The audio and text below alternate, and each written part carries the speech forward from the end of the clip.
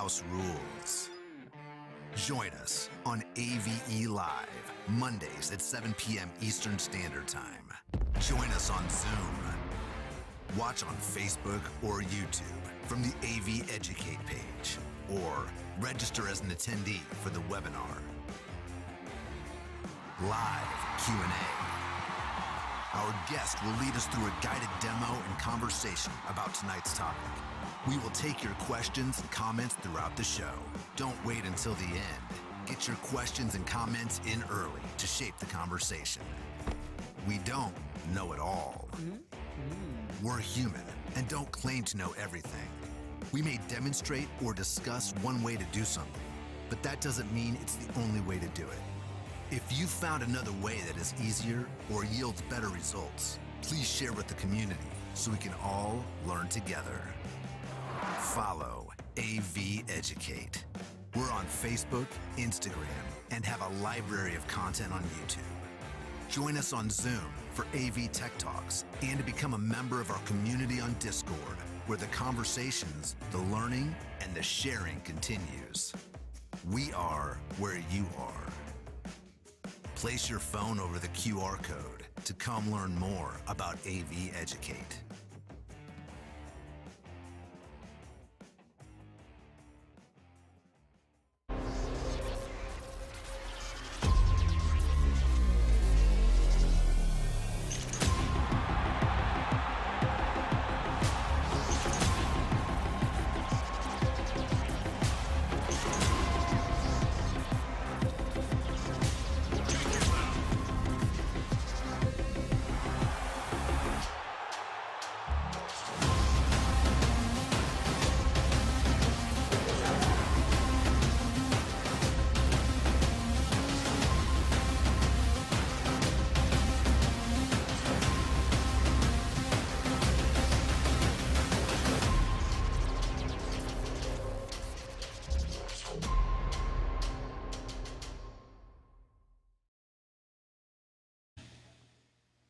Hey, welcome back to AV Tech Talks. It's been a couple weeks.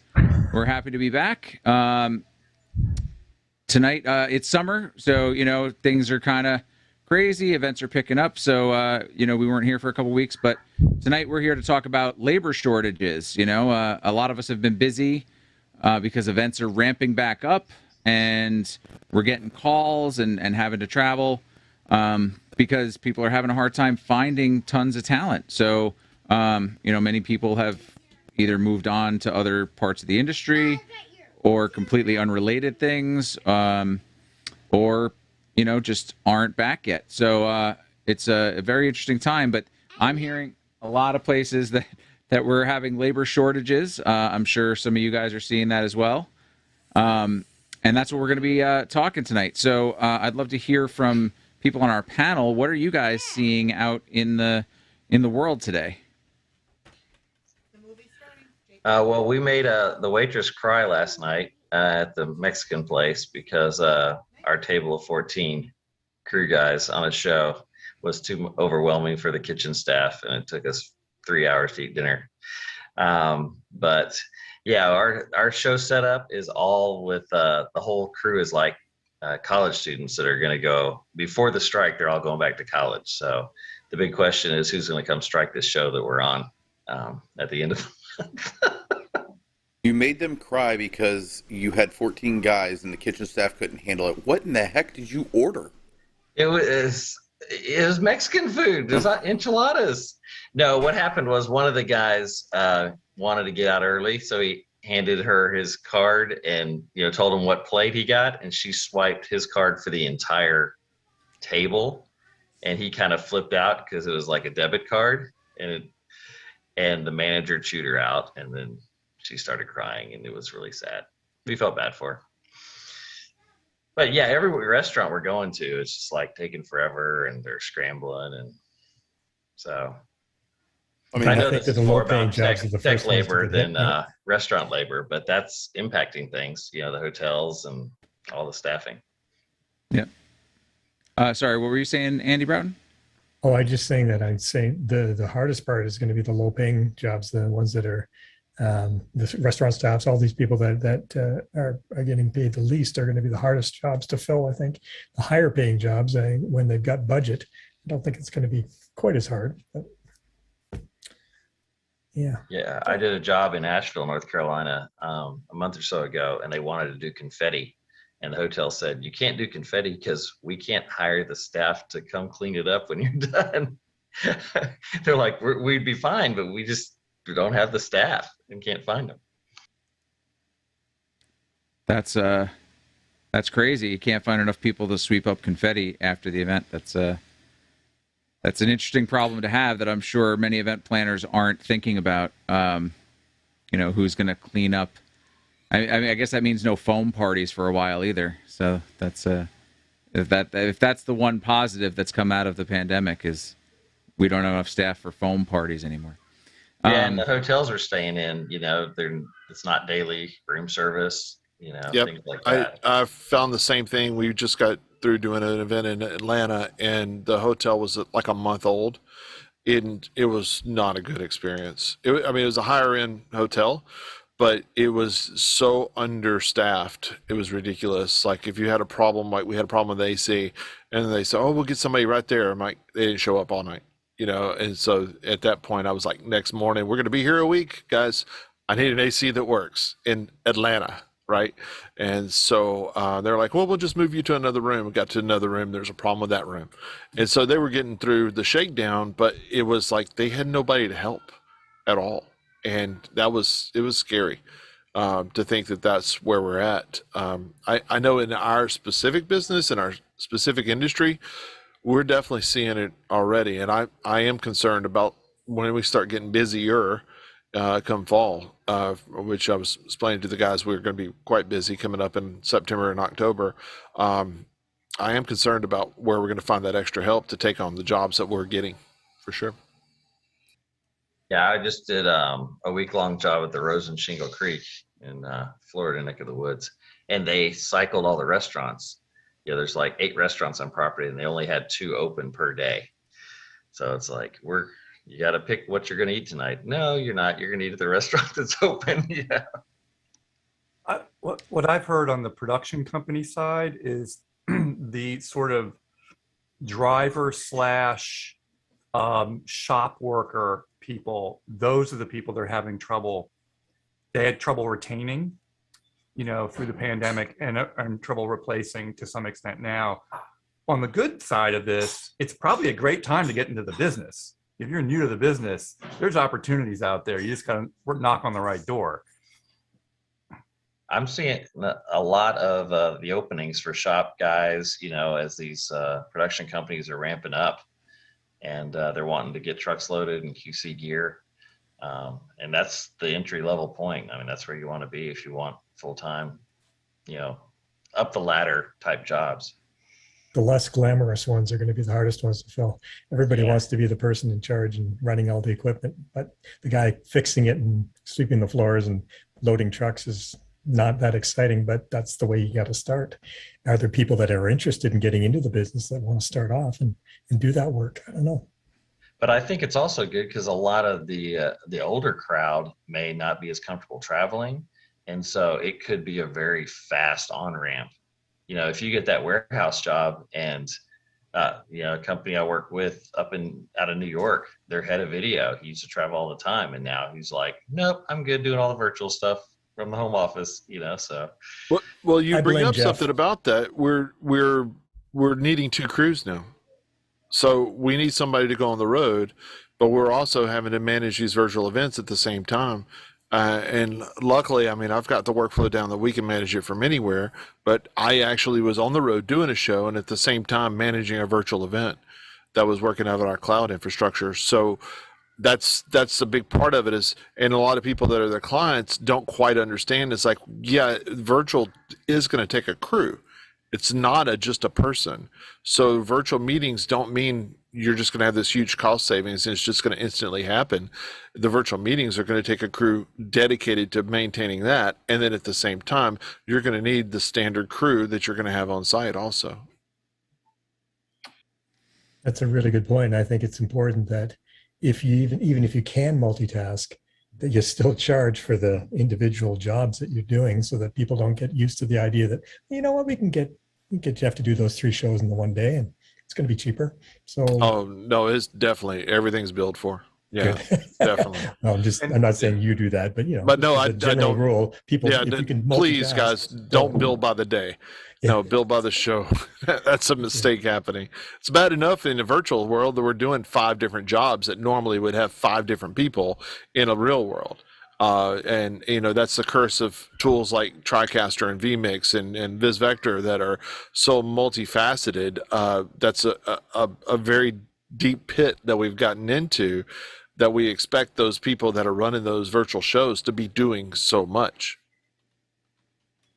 That's a very good point, which I think we should touch on in a moment. I wanted to piggyback off something you said earlier, Jeff, about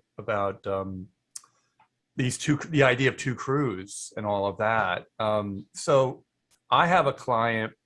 I'm not going to name names because I'm in the San Francisco Bay Area. I have a client. They are a production company, and they service a large, let's just say a very large computer company that's based in the San Francisco Bay Area. They do all their on-campus stuff. And I was supporting them in that pre-pandemic. They contacted folks like me who were freelancing for them and said, our worry is not during the pandemic. Our worry is when they go back to doing both kinds of shows and staffing them. And they said, are you available? And I said, yeah, of course I am. But there's another opportunity for people who are getting into this business too, is that if you do live in an area where there is some form of campus, whatever campus it is, a college campus, a technical campus, for a computer manufacturer, whatever it is, there may be opportunities there as those places who had been doing on-site meetings with a staff and all of that are suddenly doing both, trying to do both types of shows, and the need goes way up, for labor at that point. I'll say, to piggyback off that, Andy, is that I'm seeing a lot of, and getting served a lot of jobs on or postings on LinkedIn and Indeed for in-house event people within corporations and things like that are starting to do both, or just have a need for someone to be doing the in-house live event portion where they're maybe bringing in remote callers from other offices, and then also pushing out a virtual, but also bringing in, like for those town halls, the people at a specific campus, loading them into whatever auditorium or cafeteria that they're turning into an event space for a day, and interfacing with the vendors, that they haven't been doing for the past year or so. So I'm seeing a lot of those institutional type AV roles where they're hiring for someone who can be an event production coordinator, but at the corporate office, popping up a lot. To go back a little bit to something Jeff talked on, he said he stayed at a brand new hotel that was having problems, and I can say that Andy and I both stayed at a very old, worn down hotel when we were just doing a job out in Canton, Ohio, and it was pretty rough. The hotel itself was pretty rough. They were doing less. There were signs somewhere that said they were doing less housekeeping. They had gotten rid of like the continental breakfast, and when you get rid of a continental breakfast at a really, really low end hotel, they just hand you a bag with a frozen breakfast sandwich and a fruit cup. So it gets. What's that? Was it a Hampton Inn? No, it wasn't a Hampton. No. That's been there. And I'll throw them under the bus. I'm a diamond super platinum. That Hampton Inn chain has been just dragging through the mud. We've been staying with them on and off, and I swore them off. And this was a Hilton property we were at, but they still refused to do our linens every day. Okay, I just want to say this. Totally upset it. No. Wow. I just want to say this though, because Ed experienced this too, is that, and this is for all you folks in the South who love biscuits and gravy, right? They had biscuits and gravy without the gravy, and I'm like, what? That was one of the breakfasts we had. Andrew, that's just called biscuits. I exactly. would say it's better than the Yeah. other way around. Just a So bullet they did end up bringing breakfast in a few days because a lot of so this was also another point I was going to make is this is an area that for the event that we were working on, it was the Pro Football Hall of Fame enshrinement ceremonies. We were there for that week. We were supporting the stadium there. We were there for the Hall of Fame game as well as the enshrinements and the concert. And the economy around this area, they don't get. It's not a lot of people going to visit Canton, Ohio, in mass throughout the year. The Hall of Fame is a tourist spot, but it's not. The hotels don't get filled up to capacity. Where during this week they absolutely do when they're slammed. And just like some of us who are getting back into live events, we're dusting the rust off. These hotels clearly had not had a heavy load of occupancies, it showed very much so in how they were handled. And we all might be used to pre-pandemic going to hotels and having great experiences like Jeff is and whatnot. And some of those hospitalities are going to be suffering the same thing that we are, and either shorting of staff or people who they had to bring in all new staff, or people who just haven't been used to servicing 300 rooms in a small hotel, in a long time. So we're seeing it in other parts of the industry, but it's tonight I would love to talk specifically to our industry a bit, but the point remains our industry touches so many other industries. From if there's a big event, all the restaurants. I mean, the Uber Eats. I had Uber Eats a couple times and delivery, and every time I think my orders were messed up, and I feel like it's not necessarily the Uber Eats drivers, or it's they said to me, oh, they forgot that, or they didn't hand me that, and it's like clearly on the receipts and stuff. It's like, yeah, you should have checked.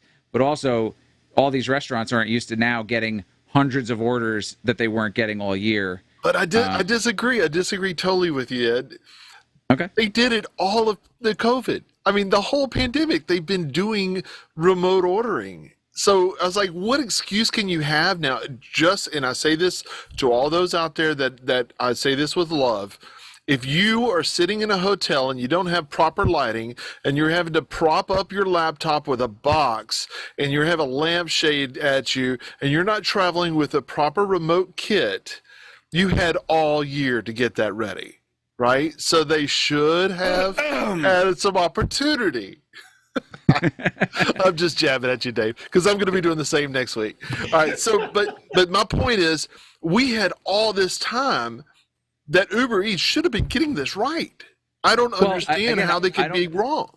I don't think it's always, like I said, I don't think it's always the Uber Eats. They can only bring the food that they're handed. They should be checking, but I also, again, in a town like I'd where rather than not digging my bag of food personally. Exactly that too. But again, in a town where, like I said, like Canton, Ohio, this week makes their basically their economy for the year.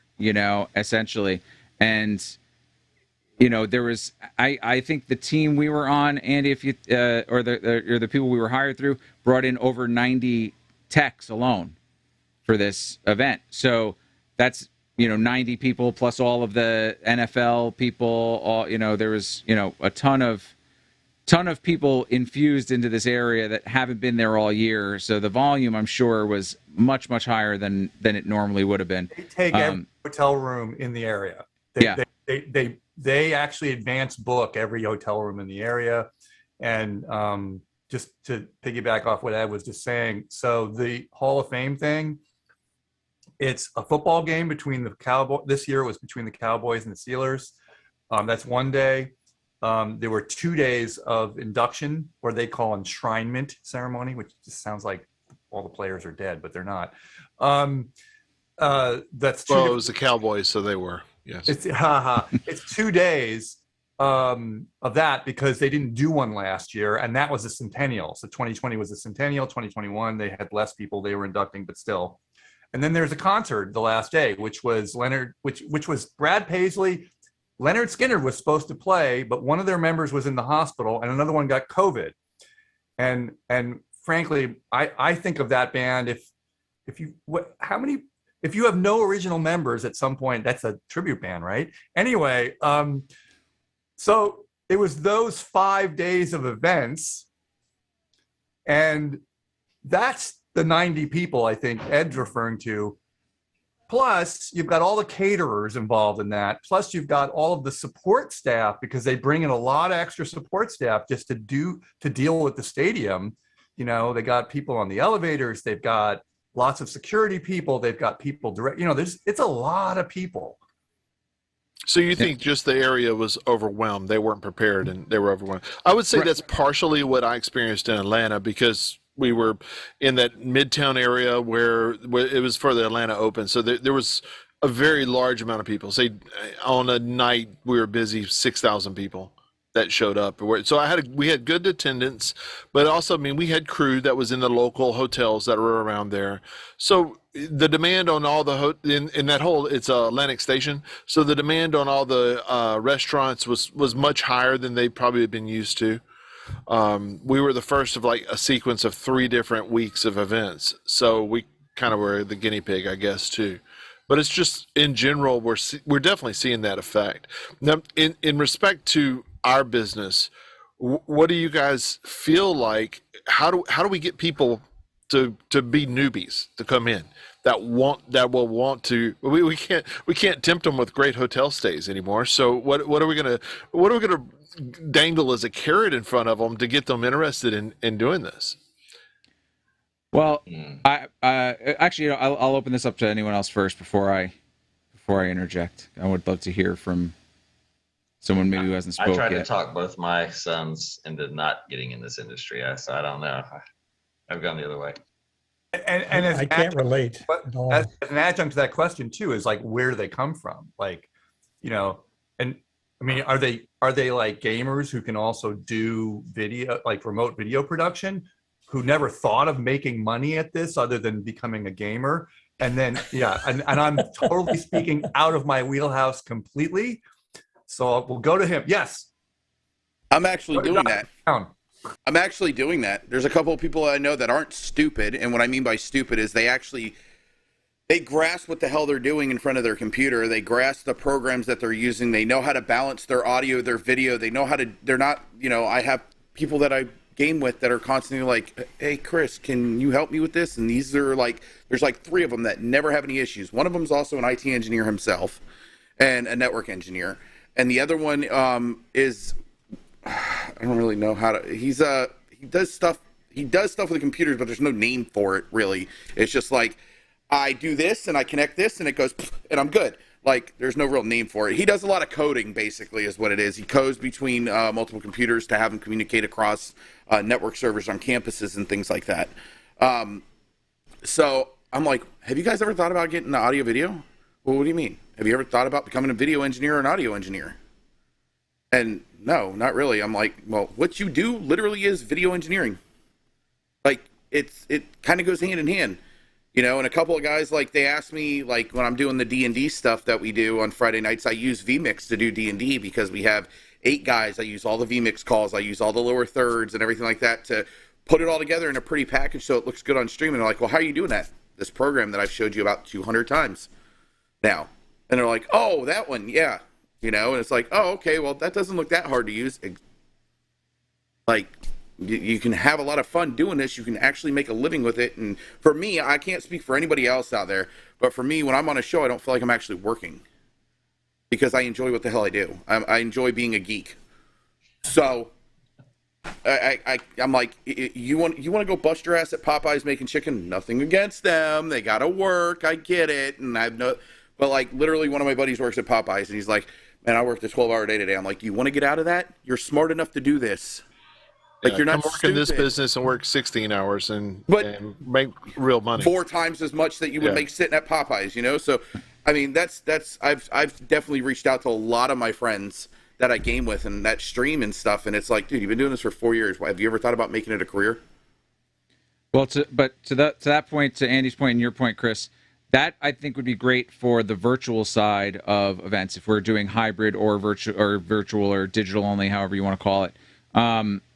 I don't know that necessarily those same people would want to do the unloading a truck and setting up gear and speakers and LED walls and the manual part that most, green AV techs have to do first to kind of pay those dues to get in, you know, because nobody's going to be walking in as a completely unknown in the industry and being plopped in front of a switcher and said, yeah, sure, go run my show. Absolutely. No, I 100% agree with you on that. Absolutely. And a couple of the guys that I've talked to them about this, you know, I've already told them, I said, go find a local labor company and start doing setup and teardowns for the labor companies.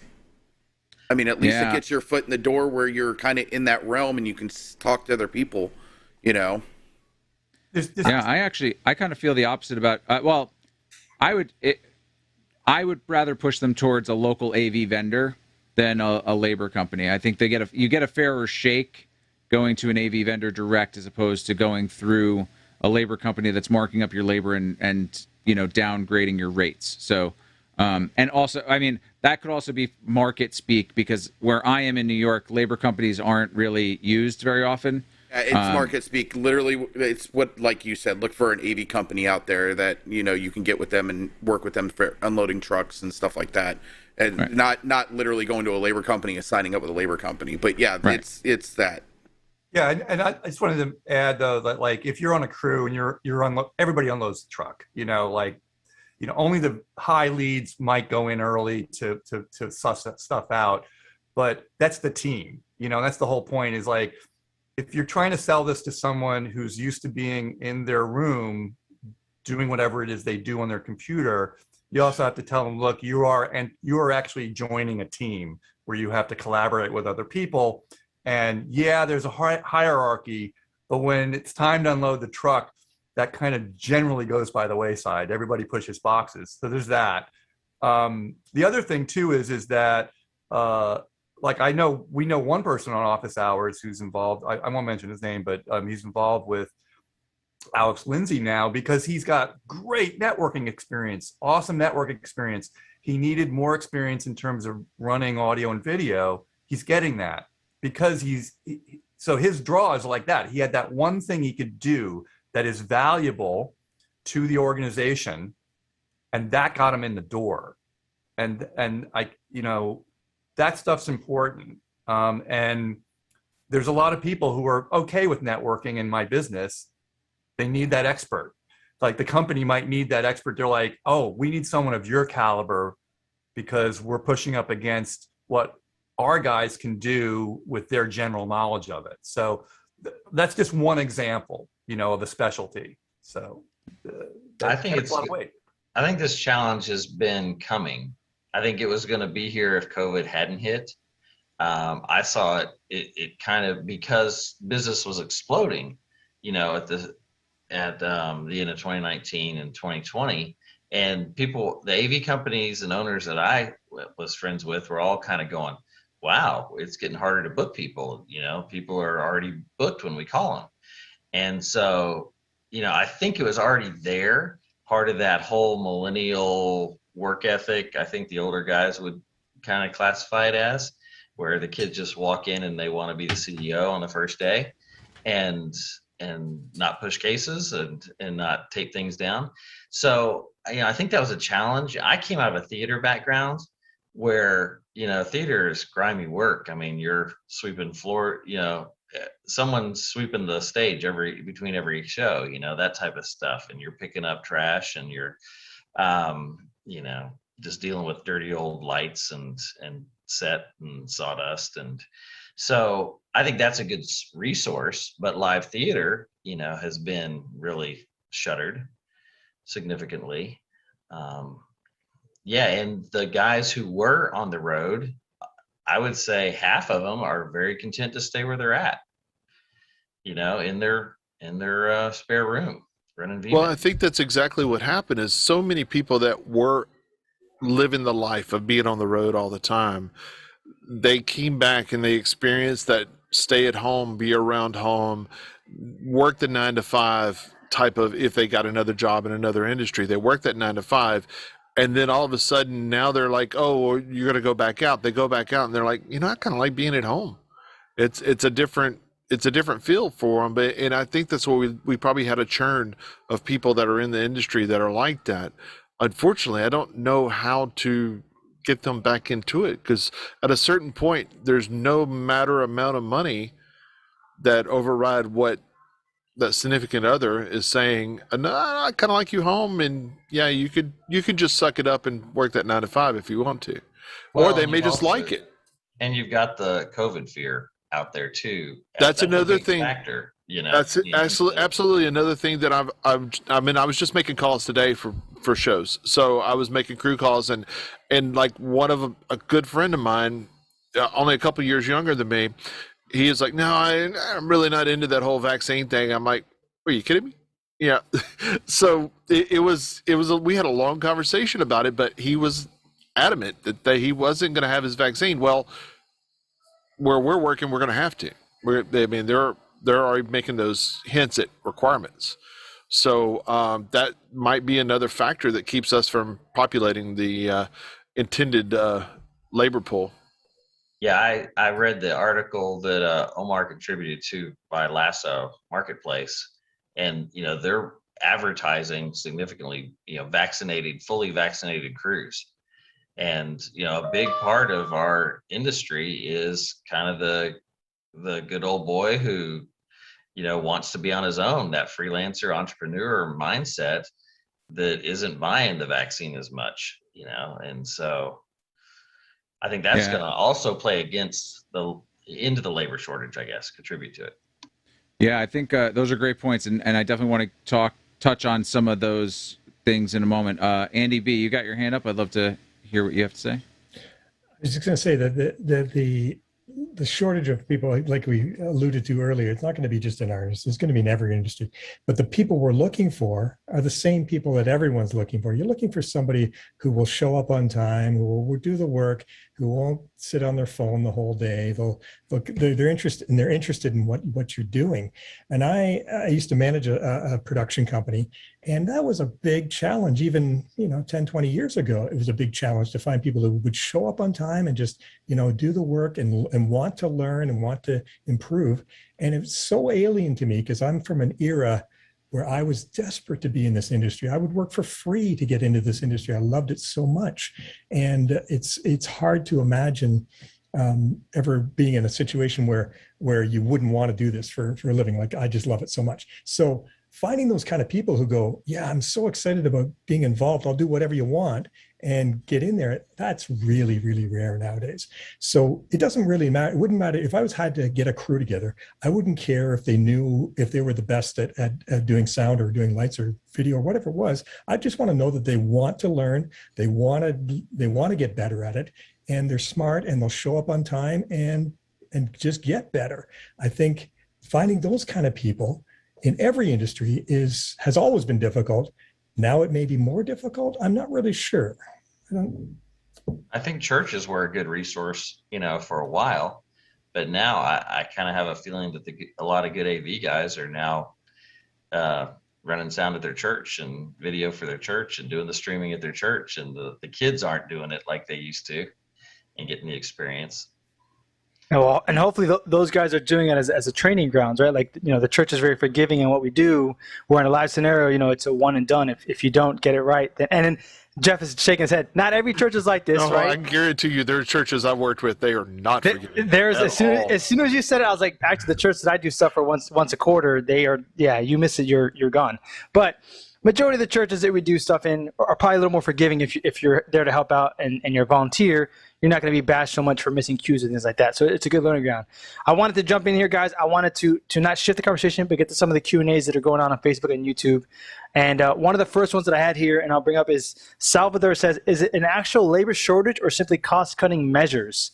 And Jeff, I'll have you go first on that one if you think you can answer.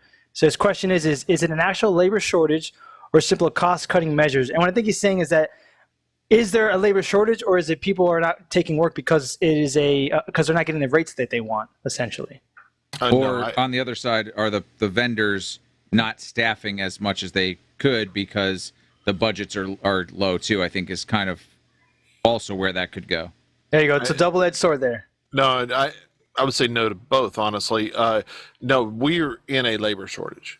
We're absolutely, because of COVID, people went to other industries. And it happened in the restaurant business, like we talked about earlier. It happened in hospitality business, as we talked about earlier. They found other jobs, or they're just not taking the jobs. They're not working for the jobs.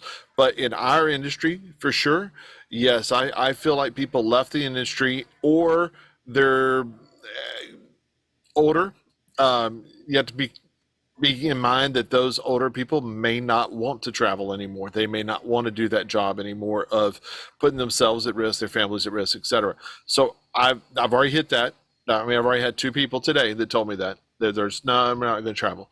For me, in my remote work, the way we, as Omar knows and Ed and we've talked about before, we can do remote. And I'm like, okay, fine. If you don't want to travel, I'll put you on the remote crew and you can drive a camera or operate a replay or whatever remotely for that part. So I have that capability, but there are a lot of production companies that are getting back to work now that don't, and they need those warm bodies in place inside the venue.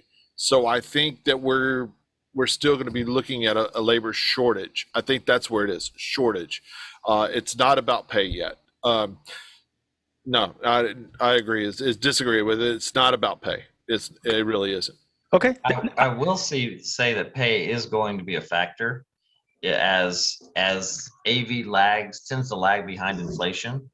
You know, people keep the same rates for way longer than they should. They don't get those incremental pay bumps. And now, I mean, there's some McDonald's paying $20 an hour, and a lot of AV companies won't start guys that high, you know. Yeah. So Dave, I was actually going to come to you next, and you jumped in perfectly and answered the same question. So I want to move on to the next one here because I want to get us kind of on track with the guide here today. But Will Austin asks, are you seeing issues with venues or clients wanting proof of vaccines before allowing workers on the site? And I'll just jump in and answer that. Unless someone here has the experience firsthand, within the comments that's been kind of going on, that is becoming more and more of a norm. I've actually seen it twice now, one in the DC area with a labor company that I do, publicly posted about it. And actually someone's commenting here as well. I won't bring up names, but he just had to turn a gig down for that same exact reason. So it is happening out there. If anybody in the panel right now has insight on that, Andrew, I'll let you go first and I'll let Ed go, and then we'll go to the next one. Andy or Andrew? I'm sorry, Andy Broughton. Sorry, we changed names here. Andy, I'm just going to go last names. I'll do it military style. Broughton. Okay. Or Broughton. Certainly when I'm being offered tours, they are all saying we need proof of vaccination before you can get on a bus and go on a tour. And we know now that AEG and Live Nation have now decided that they will not allow anybody to not be vaccinated or tested even as an audience member. So this is going to be a thing. And if you for whatever reason decide that that's not something you want to do, then you're kind of making your choice that there are some certain events and things that you're not going to be allowed to do. I don't quite understand the testing thing, because if you test positive, you could have been positive for how many days, you've exposed people. Just me talking, but I don't understand what you mean. Oh, for example, in the San Francisco Bay Area here, they've given the option for teachers who go back to school to be either vaccinated or they get tested once a week. And I'm like, I don't have school-age children, but I'm thinking, oh, the teacher's infected. How long have they been infected? How many people have they infected? You know, like, and I think I've heard this in this art industry too, is that they're trying to be flexible, except I don't know. Yeah, you can be asymptomatic for a while, and I think you either need to be vaccinated or not. But that ends up being a big can of worms because it's a hot we're not supposed topic to talk for a lot of people. So Ed, you had something you wanted to add to before we went to the next one? Yeah. So I mean, there have been jobs that I've worked on recently where I had to provide a proof of vaccination, and then I also have other jobs where it seems like nobody cares. And it's kind of weird and off-putting, actually, to be on site and there's nobody even like asking or like nobody masking or taking precautions. Those jobs are actually where it seems like it's not even a thought. And surprisingly, for the areas they're in, it seems like those people would be more inclined to be asking, but they're not. I know that the areas that those particular jobs have been in are high vaccination areas where most people are getting vaccinated, but it's still somewhat concerning. But yeah, I made a joke on a job site the other day that your vaccination card is going to be the new C-wrench, that you have to have it in your pocket, you know, when you're on the site. You're expected to be able to prove that you're vaccinated. And as Andy was talking about the job we just did, Leonard Skinner was supposed to play, and they didn't play because of COVID. And, you know, that's a big reason why I think what Andy Broughton was just talking about with the vaccinations being required for everybody is going to be the new thing moving forward, because there's a lot of money now for if it was a giant arena tour, that would be a lot of money if they have to cancel because of a band member getting COVID or a crew member. You know, it could be even a local crew member who is just in contact with all of the touring crew, and you know, all of a sudden now the whole tour gets shut down and tons of money. So yeah, there's a real financial stake that I think that people are going to be weighing, and I think we're all going to be seeing more questions and having to provide proof of vaccination. I think we could safely say here on this platform that it's kind of it is your choice, 100% your choice. Do whatever you feel is right. It's your body, your choice. However, you should also accept the fact that some companies will not hire you. Broughton just made a very good point that some of these bigger tours, and Ed as well, some of these tours are not going to let you be on there. It's a risk you have to take, or a decision you have to make on your own. And unfortunately, it is what it is situation, in my opinion. Jeff, I see you shaking your head. No. No, I agree completely with you. It's like it's the company's prerogative when a tour's got literally millions of dollars riding on whether or not they can go from site to site, venue to venue, town to town, then they need to know that they can still continue that tour. So they don't want the one guy that's like, oh no, I'm the electrician. I was like, all I do is electrician stuff. Well, he's the one carrying, and so they just wiped out a tour. That's millions of dollars at risk. 100%. So I don't want to dive too deep into the COVID conversation. Obviously, this is a hot topic. We could definitely talk about this for 2 hours and even longer. And that's not what tonight's topic about. So I want to keep us on track. I want to go to the next one we have here by Eddie Martinez. He asks, what do you guys suggest for creating interest in a space so that the new guys choose this for a job? How do you sell the space as customer we serve, the future potential pay, etc.? Dave, I'll let you kind of go first on that one if you have any insights. I'm not sure I understand the question. Like a physical space? I think we kind of went. I think that's what kind of like Andrew was saying with about like, you know, pointing to me with Twitch and gaming and stuff like that. How we were talking about the space of where do you go for those next people to come in, and how do you reach out to people? I mean, you're not just going to walk to some random on the side of the road and be like, hey, come be an AV guy.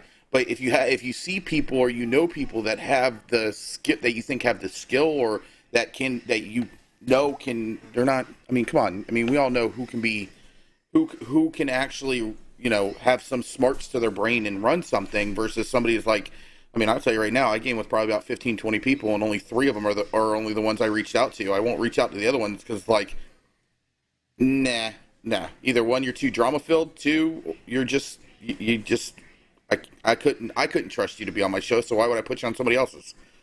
You know? So a little bit of word of mouth there, right? Like, you know this guy personally. You feel like if I recommend you, that reflects on me, right? So there's a little bit of that kind of, we're talking about earlier with the networking and you knowing people, right? Bro, you had your hand raised? Yeah, I just wanted to repeat again that it's the quality of the person, not their skill level. So it definitely has to be a recommendation for someone else. I would never hire somebody just off the street and go, well, you say you're going to be good at this, and then try it out and waste a bunch of time. I have to know that somebody has said to me, and you know, one of you guys has said to me, this guy's, he's all right. He's gonna show up. He's gonna be there, and he's gonna work hard. And if that person, he or she decides it's not for them, great. They're gonna let me know, and they're gonna move on.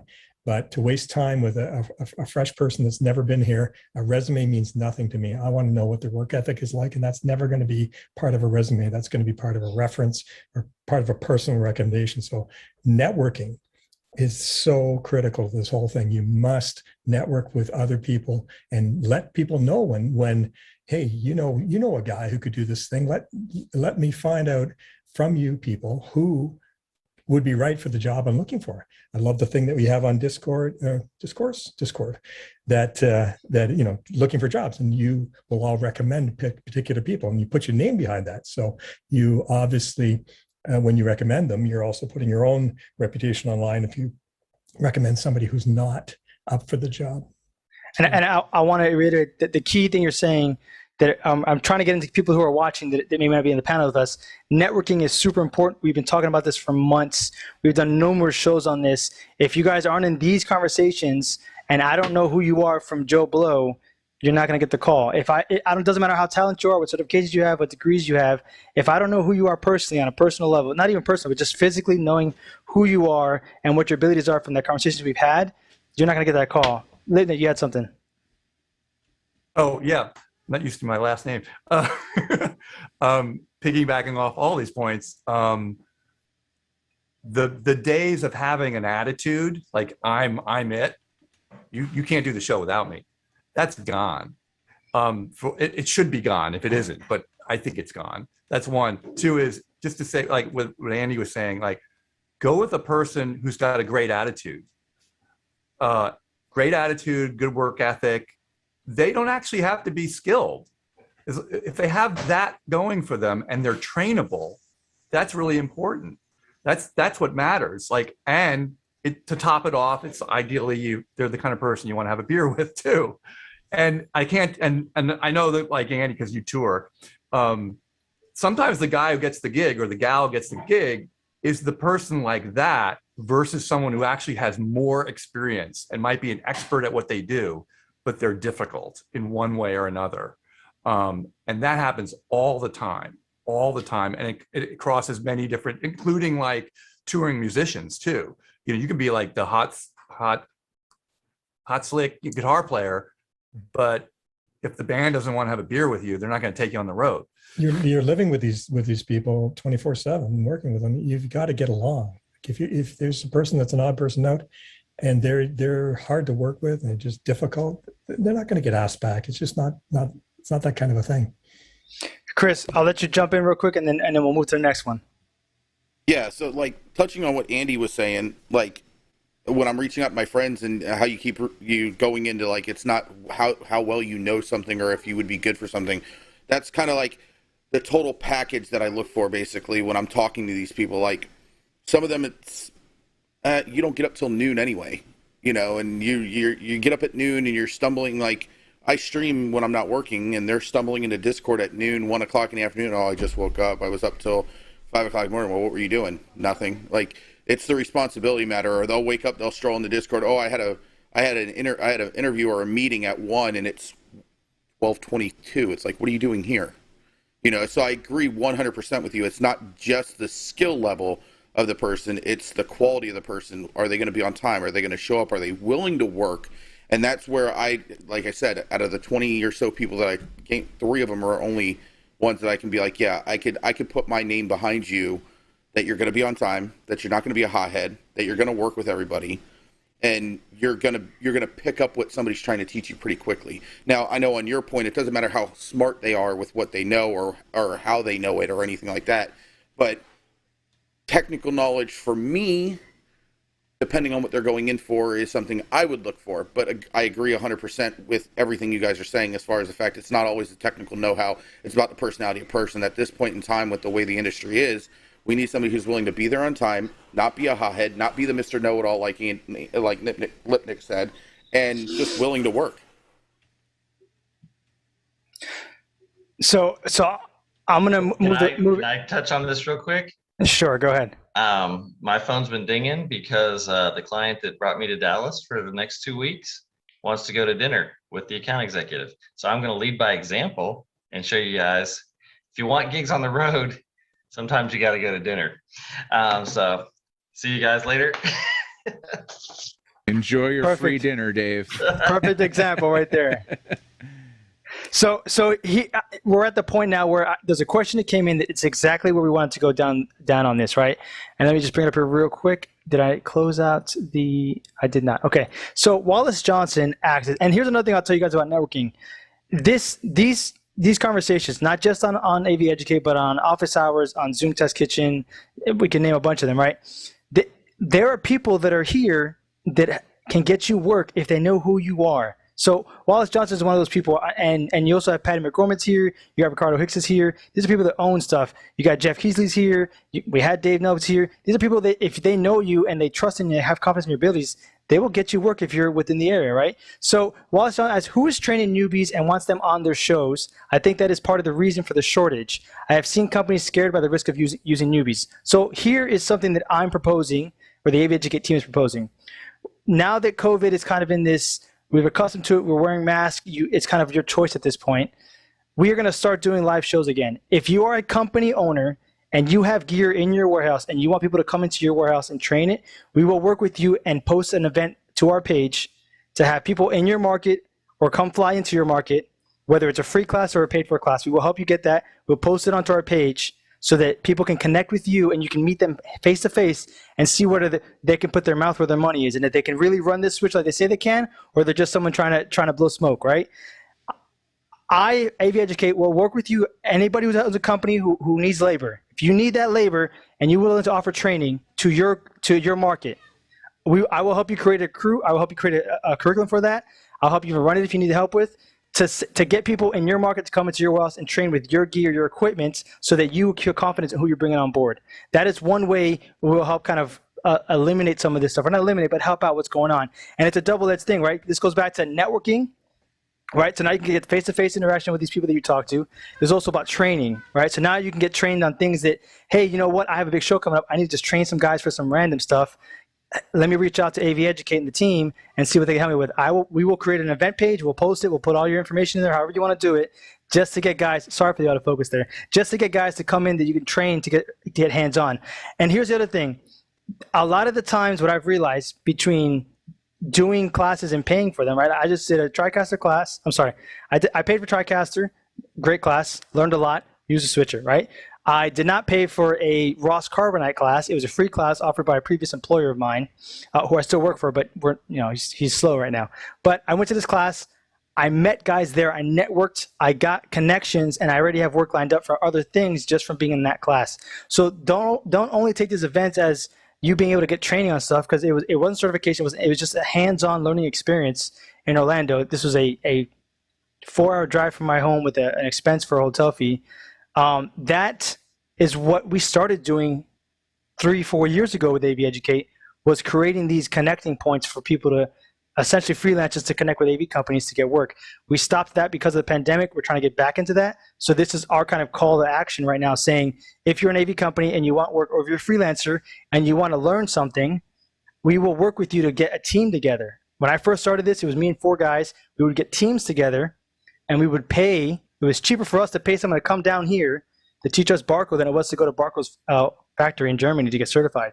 Again, it was cheaper for me to pay an instructor to come down here with 5 of my friends and teach us on a piece of gear with a company, with a Pro AV, with a company to get hands-on than it was for us to fly over there individually.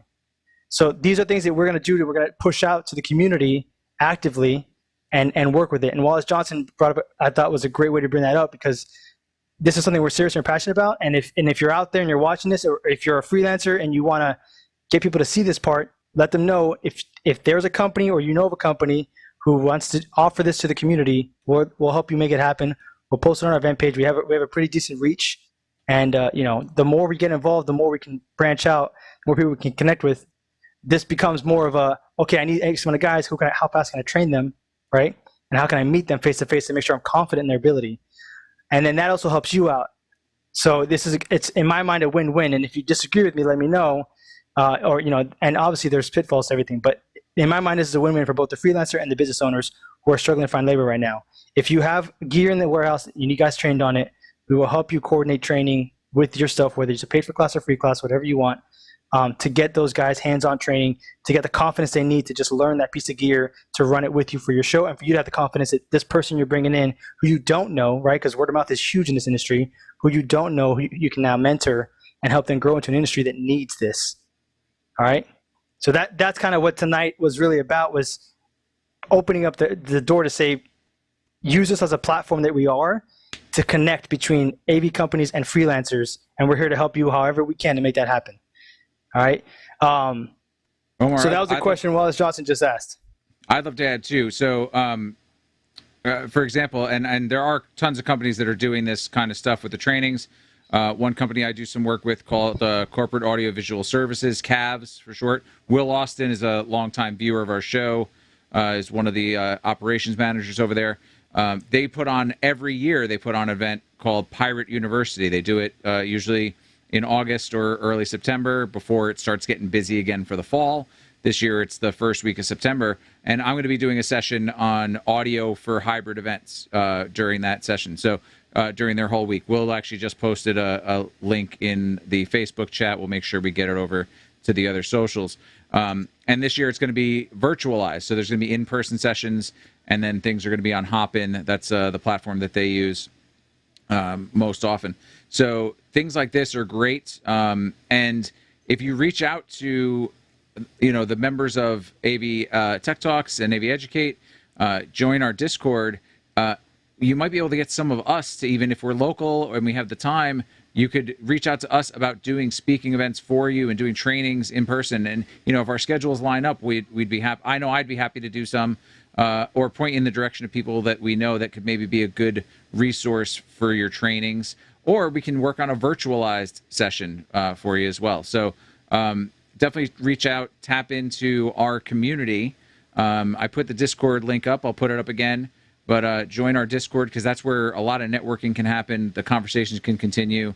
And, we're happy to facilitate making those points of connections to help people either get jobs or get the training that they need. That's kind of why we're here. So just wanted to tack that on to what you were saying, Omar.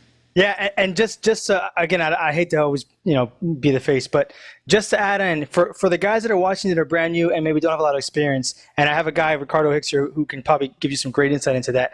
I'm going to let Ricardo Hicks kind of jump in a second, and but I'm going to share with you guys platforms right now that you can sign up for if you're not on there. There's tons of them. There's AV Leads, there's AV Hero, there's Showmasters, there's Lasso, there's Hire Me Direct, there's Merch Crew, there's AV Lancer, Above the Mark.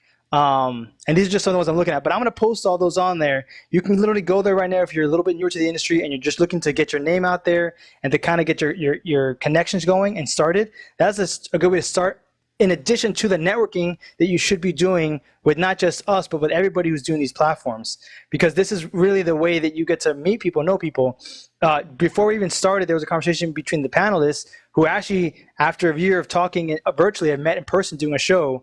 Not saying that we had anything to do with that, but I'm just saying these guys are very smart, very passionate, very talented, and one of the best in the industry. They got to meet in person. So there's a labor shortage right now. People are flying out because somebody knows them from something else. All right? That's the power of this networking stuff. I mean, if people come to South Florida who I've met, I typically, hey, I'll be in your area. I got a gig coming up. Can you work it? Yeah, I got you. What's up? Because I am out here constantly, explaining my skill set, and some people believe me that I'm that good, so I hire me, whatever. And again, on the back end with all of everything everybody's saying, as well as Ed pointed out, if you want to put together a virtual event and you want to get a hold of me, I'll run the virtual event for you in the background so you can focus solely on teaching what you need to teach. So if you want to do a virtual event and bring people all across the world together to learn something or teach them something or get training on something, if I'm not busy and you reach out to me and I have time available, I am more than happy to run the behind the scenes for you to stream it and get it all out there. I have the capability to do it at home. I've got 4 laptops sitting here, 1 behind me, 2 that I'm running on. I have multiple ways to help with everything that you can help with, from sitting here to run everything behind the scenes for you so you can get your training out there as well. Ricardo, are you here with us? Hey, yeah, I'm here. Hey, I hear you. I'm playing with my video settings, so bear with me. It's been a while since I got my camera going, so I'll be working on it in the background while we're going along. All right, so we'll jump ahead to give you some time to set up here. So the next question, Ed, do you want to take the next one? Sure. This was from Patty McGoldrick. I think a campaign of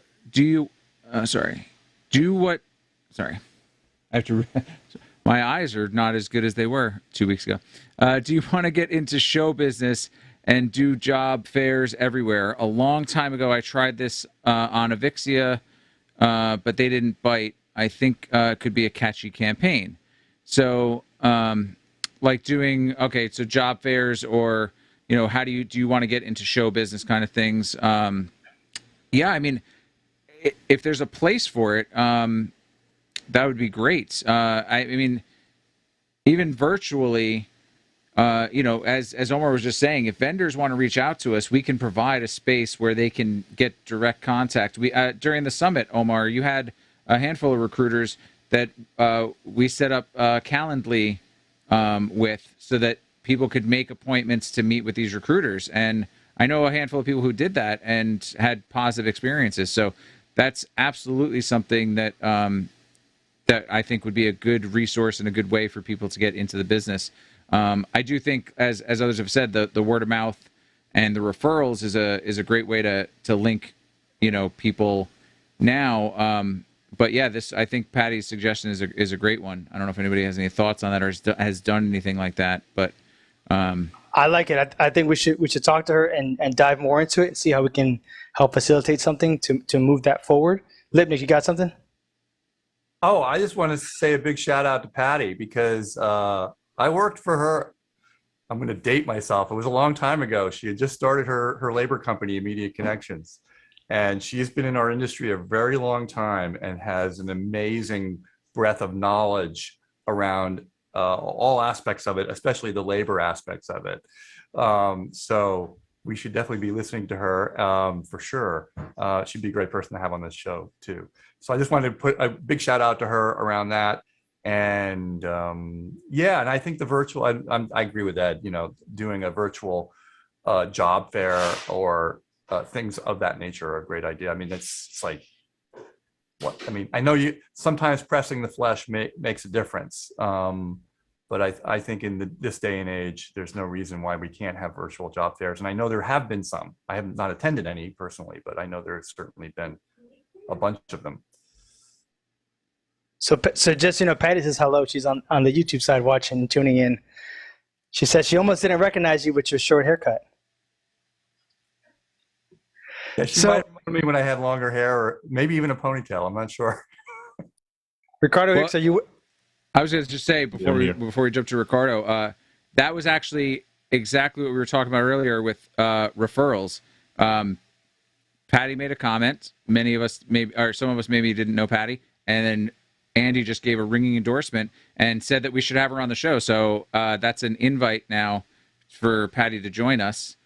Because based on a referral from somebody we do know. So that we all just witnessed networking and how fast that can happen, and the right words from the right person can lead credence to what's being said. So especially for someone who may not be known to the rest of the group. So that was awesome example. I'll throw something in as well. I'm sure many people don't know this. One of our first ever attempts at doing an in-person event was actually with Patty. She was in South Florida visiting when AVTT just started, when I was nobody. And she reached out and said, hey, I'd love to connect with your community and just talk and see what we can make happen. And she came out to our first office location, did a whole talk to the community, got people work. I mean, it was fantastic. And she is a force to be reckoned with, like Nick just said here. So we just posted her stuff over here. If anybody out there right now is seeing, and you're in a different market, right? This is mostly U.S. companies that I'm aware of. But if you're out there anywhere in the world and you know of a different labor company who people can sign up for who may not be in my market, please post it into the comments here. I'm not trying to censor anything or hide anything. I'm not being endorsed or sponsored by anybody. Just free information for the community to help guys out who might need it, who maybe just they've been waiting for the best approach, and maybe now they're hearing it and they have that confidence to say, you know what, let me just tomorrow or tonight get onto all these and put my information in there and get it out there. So if you guys know of any other ones, please share the page for others to log in, and we'll share that with the community as well. This is about you guys and growing your networks and growing your ability to get work right now, and that's the most important thing. So please share any other companies you could think of that I haven't shared. I think I got 2 more to post while we keep going here, but Ricardo, I saw you raise your hand. Oh yeah, I was just raising my hand to get on the to get promoted earlier, but I can jump in. I just want to make sure I head in the direction that we're going. I've been listening since probably about 10 minutes after 7. So you tell me where we are, and then I would. contribute. We would just love your feedback on what your thoughts are of AV companies teaming up with us, or just in general, and opening doors to essentially have freelancers come in and get training hands-on versus having to deal with referrals and other things like that, where it might be a little, might be time-consuming to do the training, but might be more beneficial in the long run. Yeah, I'd say definitely you want to be anybody that wants to get in the field. You want to be getting as much education as possible while you're getting your foot in the door. I think there are plenty of great opportunities ahead for people that want to get into the industry. As we know, there are a lot of people that have left not just the AV industry, but the meetings industry as a whole. All right, so this is a problem that not only AV companies are facing, but that the whole entire hospitality industry is facing. As I'm the president of Meetings Professional International for the Carolinas chapter, North and South Carolina chapter. So I'm talking to a lot of meeting planners and professionals, CVBs, that's Convention and Visitors Bureaus, and hoteliers, and so on and so forth. So, it's affected us all. So I think, any specific to the AV industry, you just want to get in, you want to learn the nomenclature, the terms of the industry is very important. And I think I've heard a lot of input about where do you find talent? Like, I'm always looking for someone that has a great smile, great customer service, friendly, good work ethic. And there's a gentleman that I used to rent trucks from Enterprise pre-COVID that I always said, man, if I find a gap, I will steal him from Enterprise Truck Rental, and he will work in AV. And he actually quit that job I found out a few months ago, so I'm going to track him down. And he quit because he was running the store, but they wouldn't make him a manager because he didn't have a bachelor's degree, which is ridiculous. The guy had it. And business owners and you all know that when someone has it, they just have it. It doesn't matter if they have a bachelor's degree, associates, and he had that it factor. And so when we get back booming, I'm going back and I'm going to find this guy and I'm going to find a spot for him. So I'll stop right there, but so that we can just keep the conversation going in the direction that you like. But you just need to learn as much as possible. So Chris, I think you got the next question in the queue.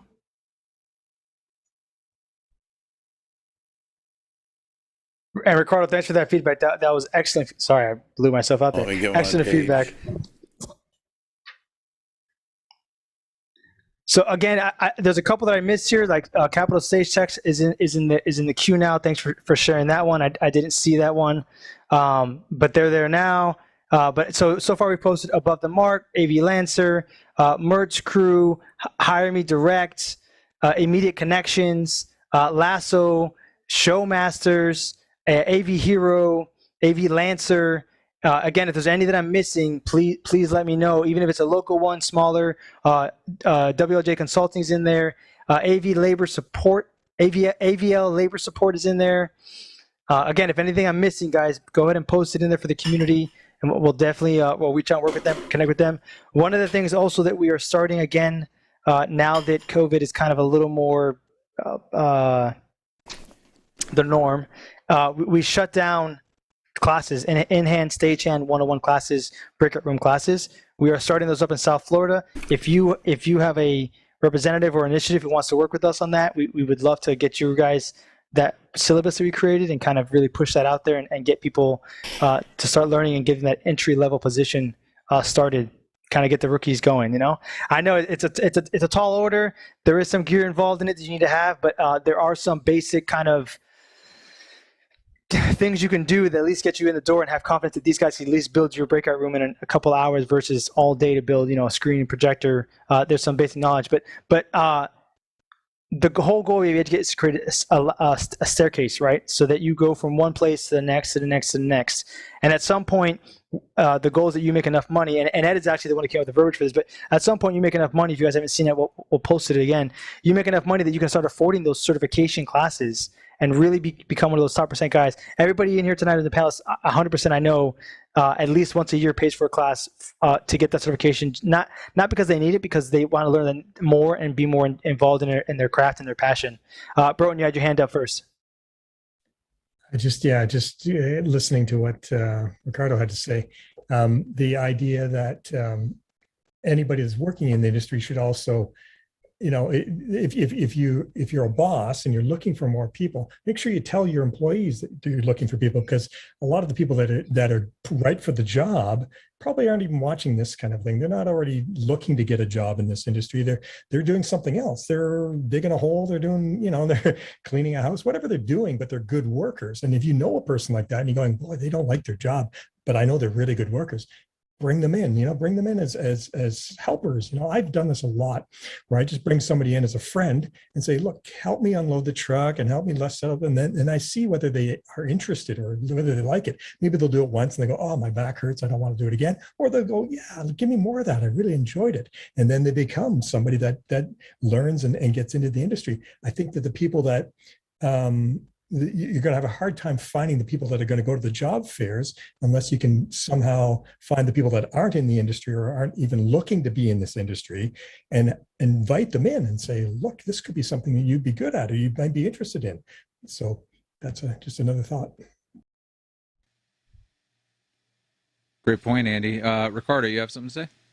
Yeah, I'll say great point behind Andy. And, I'd say good people hang around with other good people and vice versa. Crappy people hang around with crappy people. So, that's a great place to look, is the people that are in your circles that are already in the field.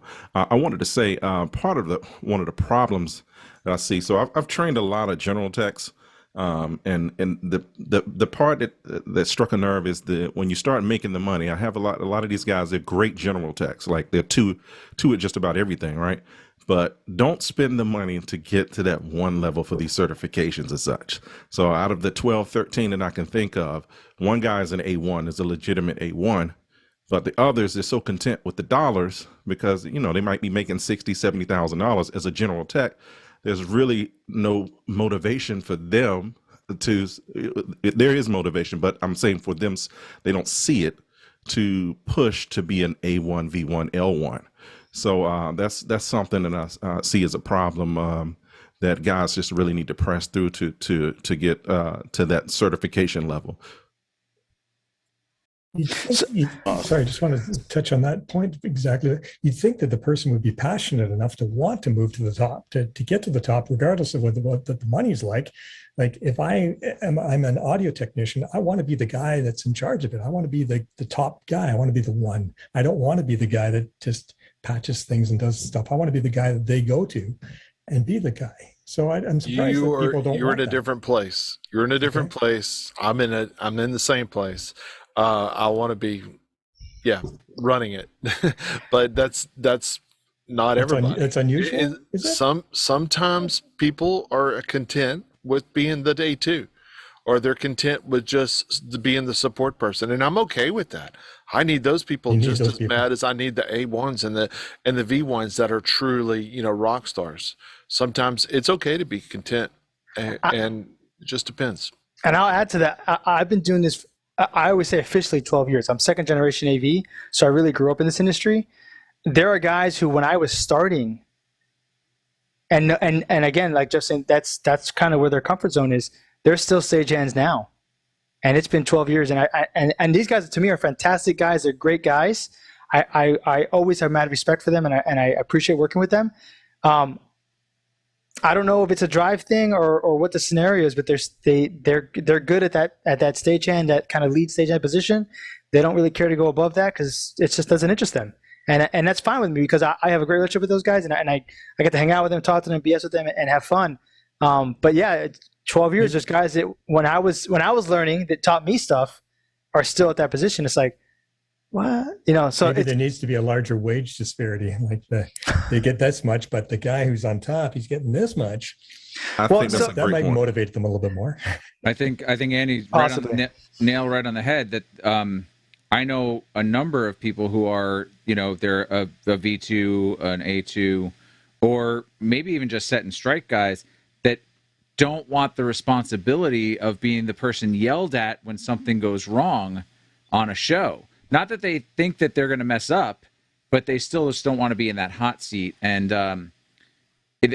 it's always the A1 or the V1 who gets yelled at. It's never the A2 or the V2 or the stagehand.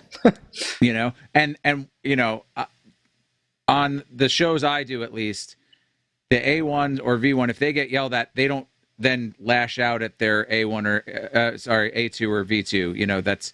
It doesn't roll downhill the same way, especially if you're a freelancer. So they, and they see that and they don't want to take the brunt of it. Now, on the flip side, I also know a number of people who are A2 skill levels that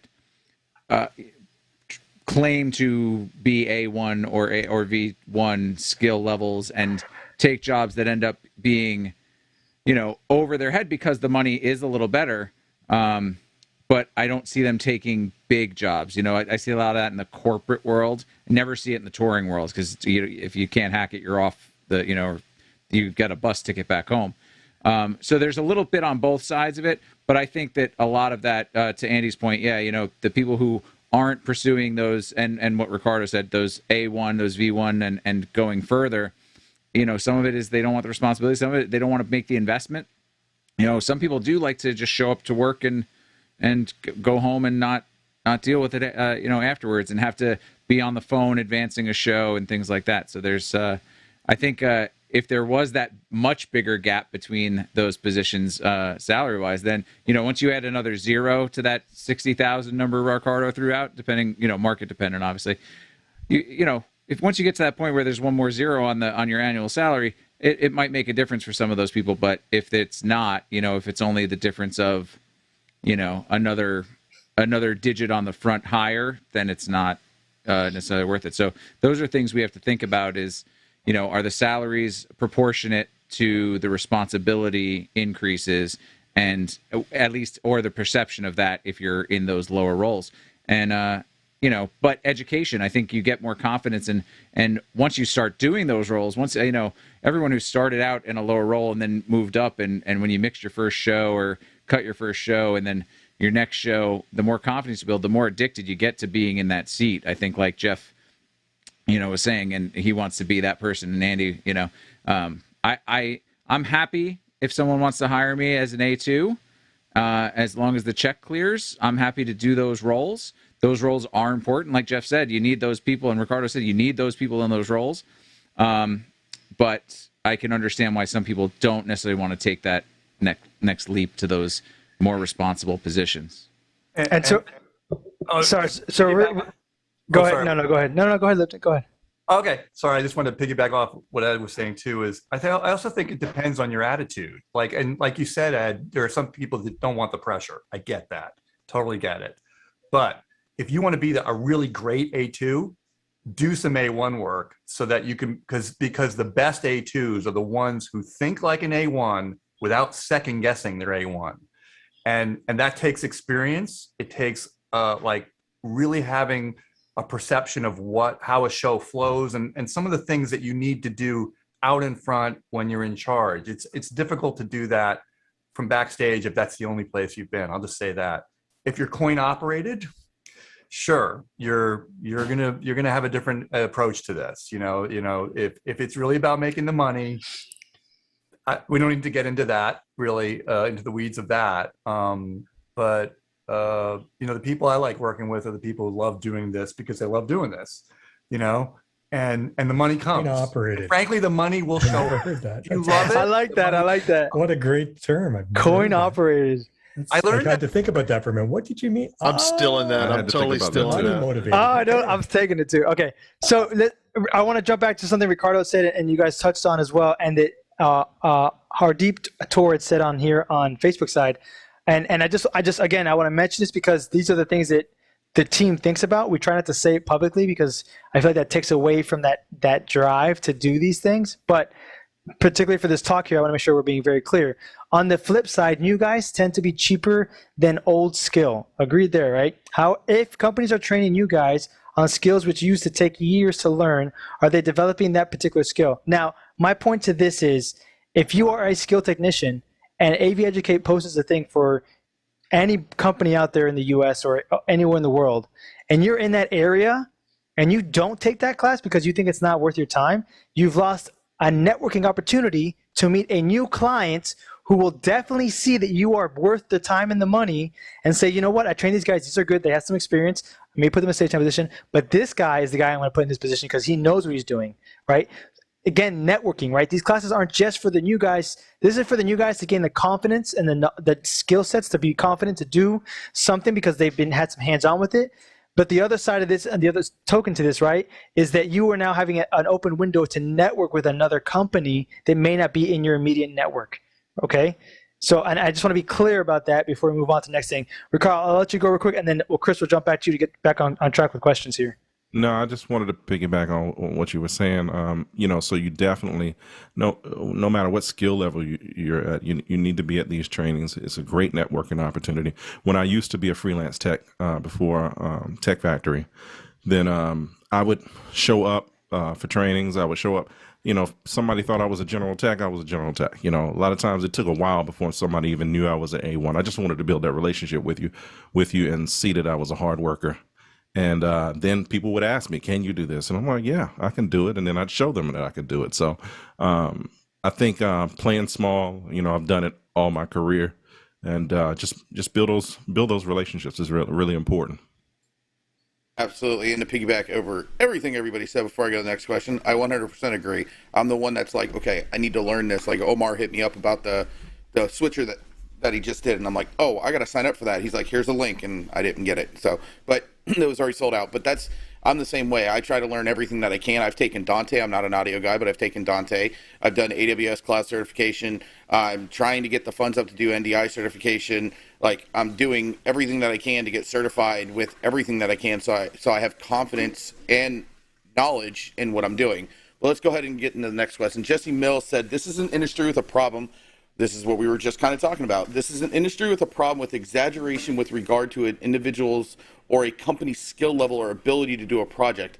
How do hiring managers or companies that hire contractors filter out those phonies? It's kind of something how we were just kind of talking about. Like, it's not they're going to come in, or you can do a training. They're going to come in and they're going to say they know how to do something, and they're just not going to know how to do it, and they're going to stumble and fall. You're not going to hire that person again. Bro, anybody else have any thoughts on that? Yeah, it's exactly the same thing as before. It's a networking. You don't hire the company you don't know. You hire the company if you in a situation where you can't get the company you normally work with, or the company that you know is going to be able to do the job. You're going to get recommendations from other people that you trust to say, yeah, these guys could handle the job. So it's exactly the same thing as hiring a person. You say, yeah, that person could handle the job, or that person will work hard for you. So there's no difference, in my opinion. I like that. Jeff Keithley. Sorry, I'm saying last names. Jeff Keithley. I would agree. I'm hiring the person first. I'm hiring the personality first.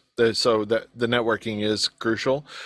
That said, though, I have hired people that I really liked as a person, and I got rid of them as fast as I possibly could because they didn't know what they were doing. So you do have to have something to back it up, too. Ricardo.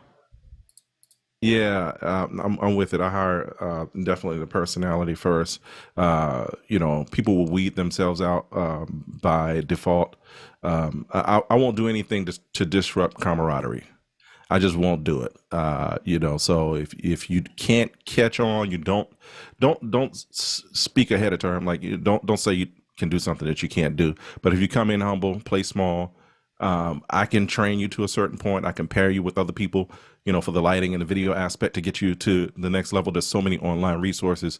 If you put your shoulder to the plow, so to speak, the sky's the limit. And, jerks will weed themselves out. And also the people that do more talking than they do doing will weed themselves out as well.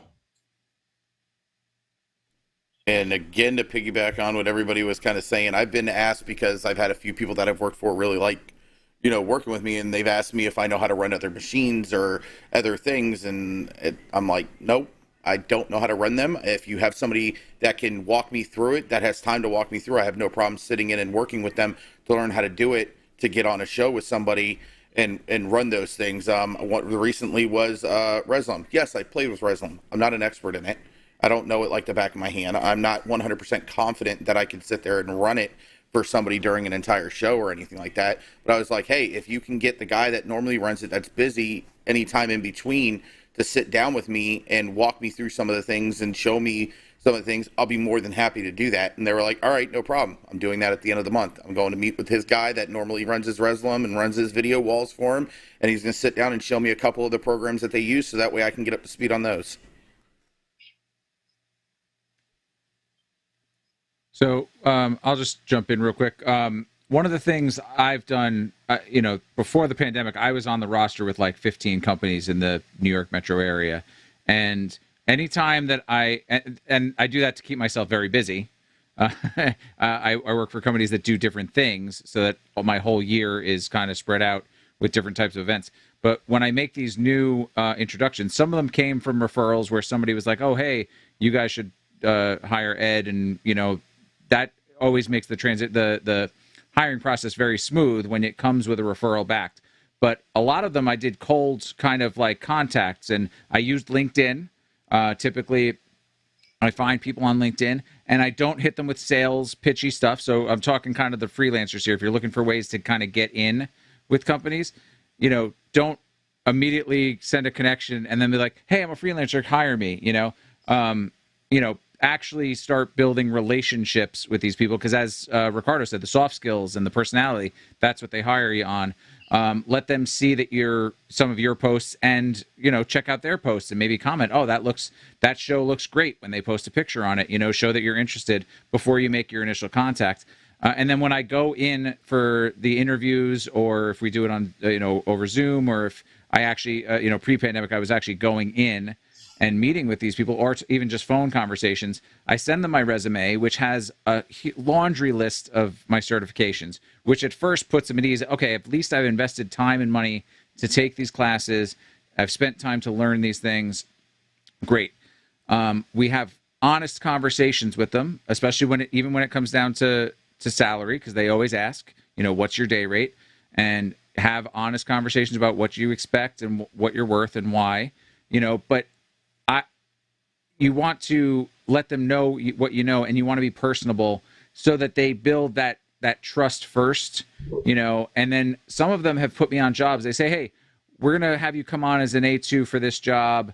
There was one or two companies that were like, we don't normally, if rate becomes an issue, we don't normally start that high. Can you do a lower thing? I don't like to do those. And if the only times I have done them, I say, I will do one show for you at that lower rate that you start people at, with the understanding that my normal rate is this. So I'm fine with a courting period, as I usually call it, where we get to know each other. I understand that you're taking some risk by bringing in someone you don't know, so I'm willing to make those compromises, which again goes a long way with a new employer.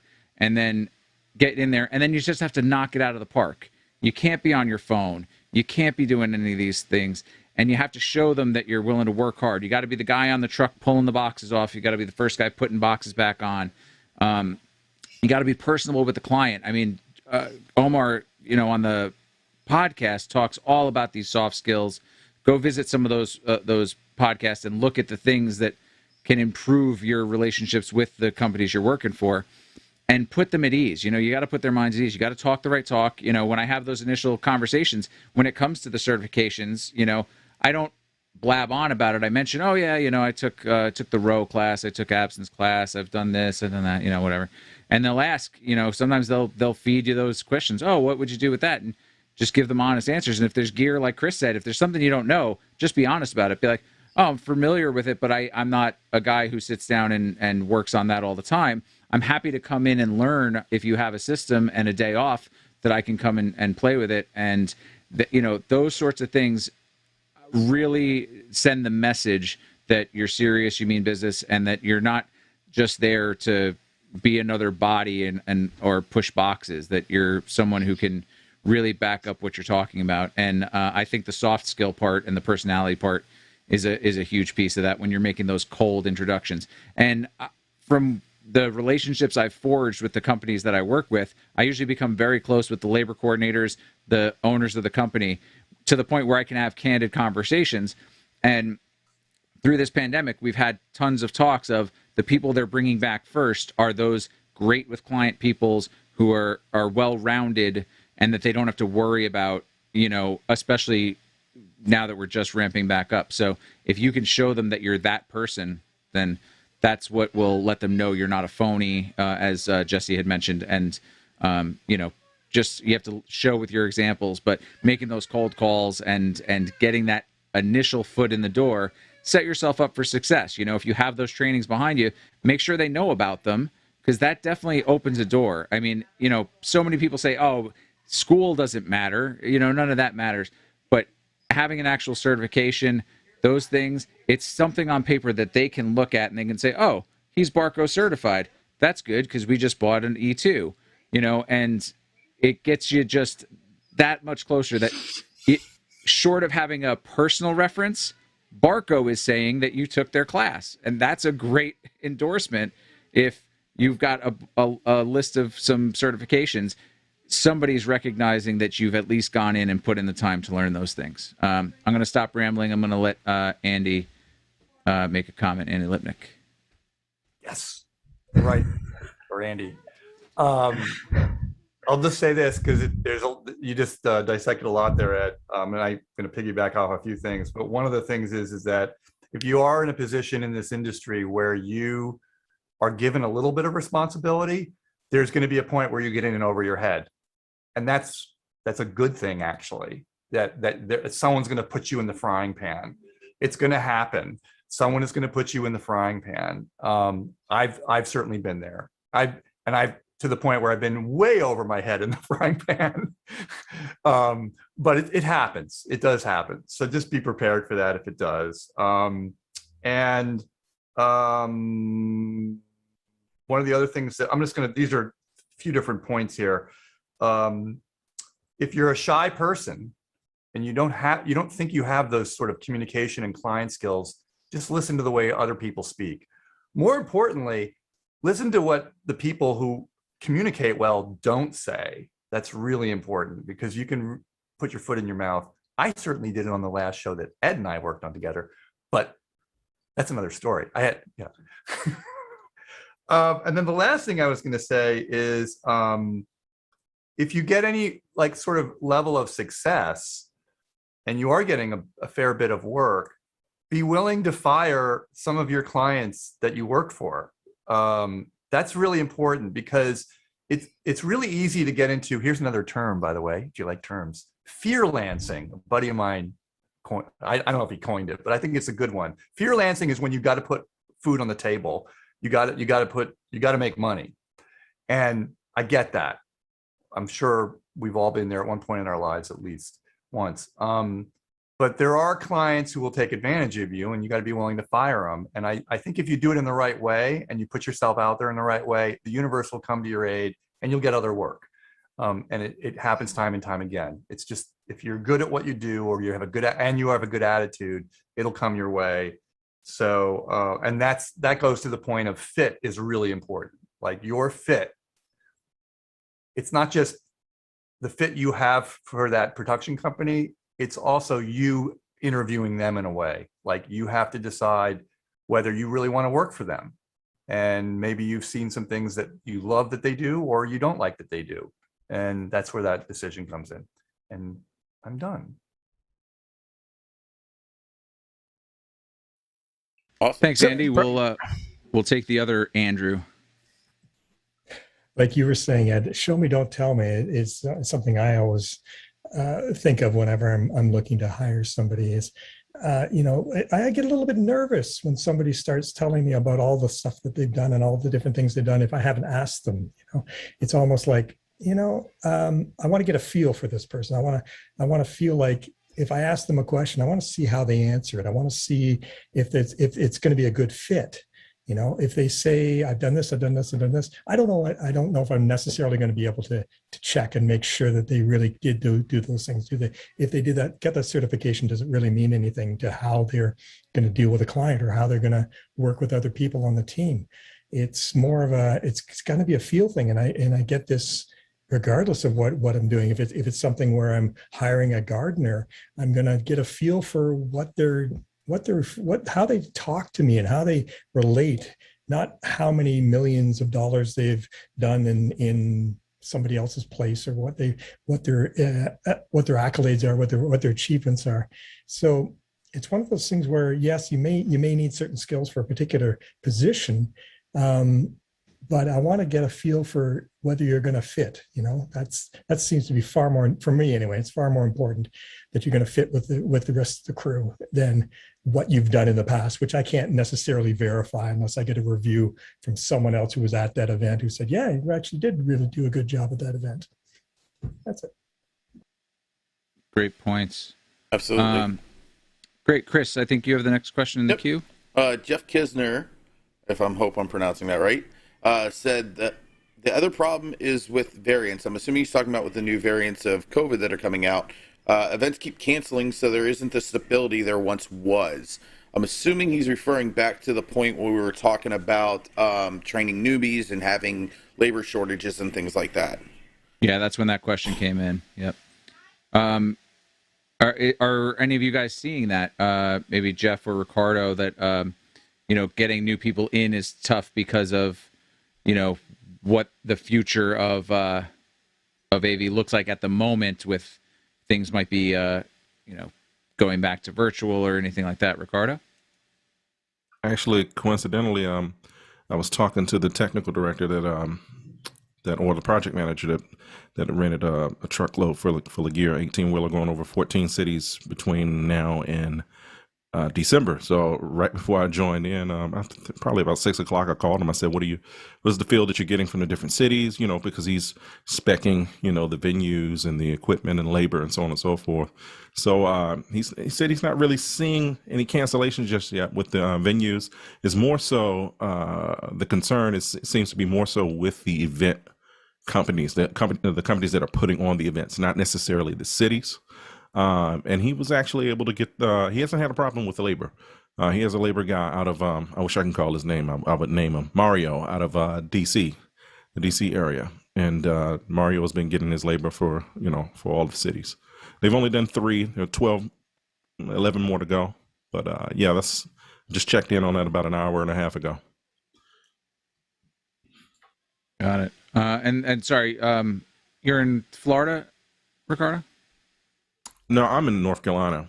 North Carolina, right? Sorry, yeah. I don't remember exactly where you went. Yeah, it's interesting. I some people up here in New York have had. I haven't had cancellations yet, but the show I was just on over the weekend. I think one person had 4 cancellations coming up, and with the concerns of where we're going to be going with restrictions. So it's I think definitely a regional. It's different. It's not uniform across the country or from country to country, especially. But yeah, it's going to be an interesting next few months. I think is going to be interesting to see where this all goes. Jeff, do you have any insight on that? You're shaking your head. Interesting is not the word I would use. Nightmarish is more so, because for those of us that are trying to make a living and make a schedule and trying to figure out where we need people, it just makes it that much more challenging, for sure. And I think that there is definitely going to be a demand. I think we'll see it in the next couple of months, which I am seeing right now. I have a high demand, but nobody's booking from my sports business side. Nobody's booking past October right now. It's just everybody's kind of holding back to making decisions. So as much as I'd like to do something more, just kind of sitting and waiting. And let me jump in and say, I'll say the same thing. Like, I have stuff on the books, September, October, November, but outside of that tour, but clients are a little slow giving those 50% deposits. Like, so they're still planning. And I'm also, as the business owner, I'm not counting those dollars at all, so I'll be relying on virtual money until I see otherwise. So when the money's in my hand is when it's in my hands. And that's all you can do there.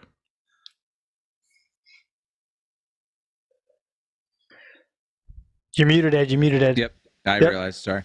Yeah, great point. No, until that money is in your hand, it's all virtual, right? Doesn't exist yet. Yeah, that too. Omar, I think you have the next question in the queue. Oh, sorry. I was reading some hate some hate comments. So the next cool. question in the queue is, sorry, I'm catching up here. Okay, so Wallace Johnson, is that what I'm looking at? Yep. Has anyone had a show with a certified COVID officer as a project role in 2021? Hot topic in 2020, but haven't heard it talked about in fall events. So for me personally, I have not seen it on site. I did, however, recently see a post about a labor coordinator that I know in DC who needed one. So I don't know if maybe now it's becoming an issue because of the new Delta variant. It's becoming something. There's also a company called it's called PR Events. I think they're doing a rebrand right now, but they're called PR Events, and they are a scanning system. I created a whole pitch deck for them, but they're the scanning system. So essentially, you go to the counter, you get scanned in, it does all the bio stuff, gives you a ticket, and in that ticket essentially is your printout. Not a ticket, it gives you a badge essentially that lets you enter this. So anytime you go in and out of a breakout room, you get your instant COVID certification essentially. So that's a kind of something I've seen being utilized more at events because I know the company owners, they're getting traction. So I know that is something that is happening. I haven't seen the COVID officer stuff exactly. But anybody else on the panel want to raise their hand? Have they seen that? Have they been asked to have that? So Jeff, I see you're the first one. Chris, I see you another one. What was your experience with a certified COVID officer? It definitely was more prevalent in 2020, but 2021 is still going to happen. It depends on the industry you're working with. For us in the sports side, those events would have been all the outdoors anyway. So it's actually quite loose. They do require this to have a certain level of either vaccination or testing for most of the sites that we're going on to. But once you get there, it's very loose. And so I don't see those positions out there because there's nobody really demanding it to be done. I think that in the more corporate side that I've worked with, those corporate people were definitely, they were worried about their C class. They were worried about those execs being affected by whoever because of the value that they have, and that is something else you have to kind of think about and look at it that way. This guy's getting paid millions of dollars a year. If he goes down or she goes down, there's risk there. You're reporting to stockholders also, and so if you put that person at risk, there's more fish in the fry pan that get overdone very quickly. Chris, I saw your hand up first, and then we'll jump to piggyback with Jeff. It's more or less, I would say, I'd have to say, like he's saying, with sports, you're outside, so it's like once you're in, you're in. But with corporate, I did 2 shows actually, where before I could even walk into the building, I had to fill out a questionnaire, and also when the last time I was tested, or if I was tested, I was told by that person that if I wasn't tested at all, that I would not be able to work on the show. And then the next one that I did, it was required to be tested prior to the event, to have a test result prior to the event. So there is and that was done, and you had to bring your result to them, and then they checked your temperature. You still had to fill out the same questionnaire, and that was both in 2021. That wasn't in 2020. That was both in 2021. Broughton, you're next. Yeah, a lot of events that I've done have had huge PDFs that you have to read. This is what you're going to have to do. This is what you're going to have to do. You're going to have to do this and this and this and this. You have to sign it at the bottom. You send it off, and you get there. There's nothing, and it's kind of disappointing because, in a way, I really do support the idea of everybody staying safe and being healthy and this sort of thing. And then you get there, and people aren't wearing masks. They're not doing any of the stuff that they just signed and agreed to, because there's nobody actually making sure that you're following the things that you just said you would do. So it's kind of like, it's almost like lawyer-esque stuff where they go, well, the lawyer said we needed to send you this, but they don't really care. And it's kind of disappointing to me.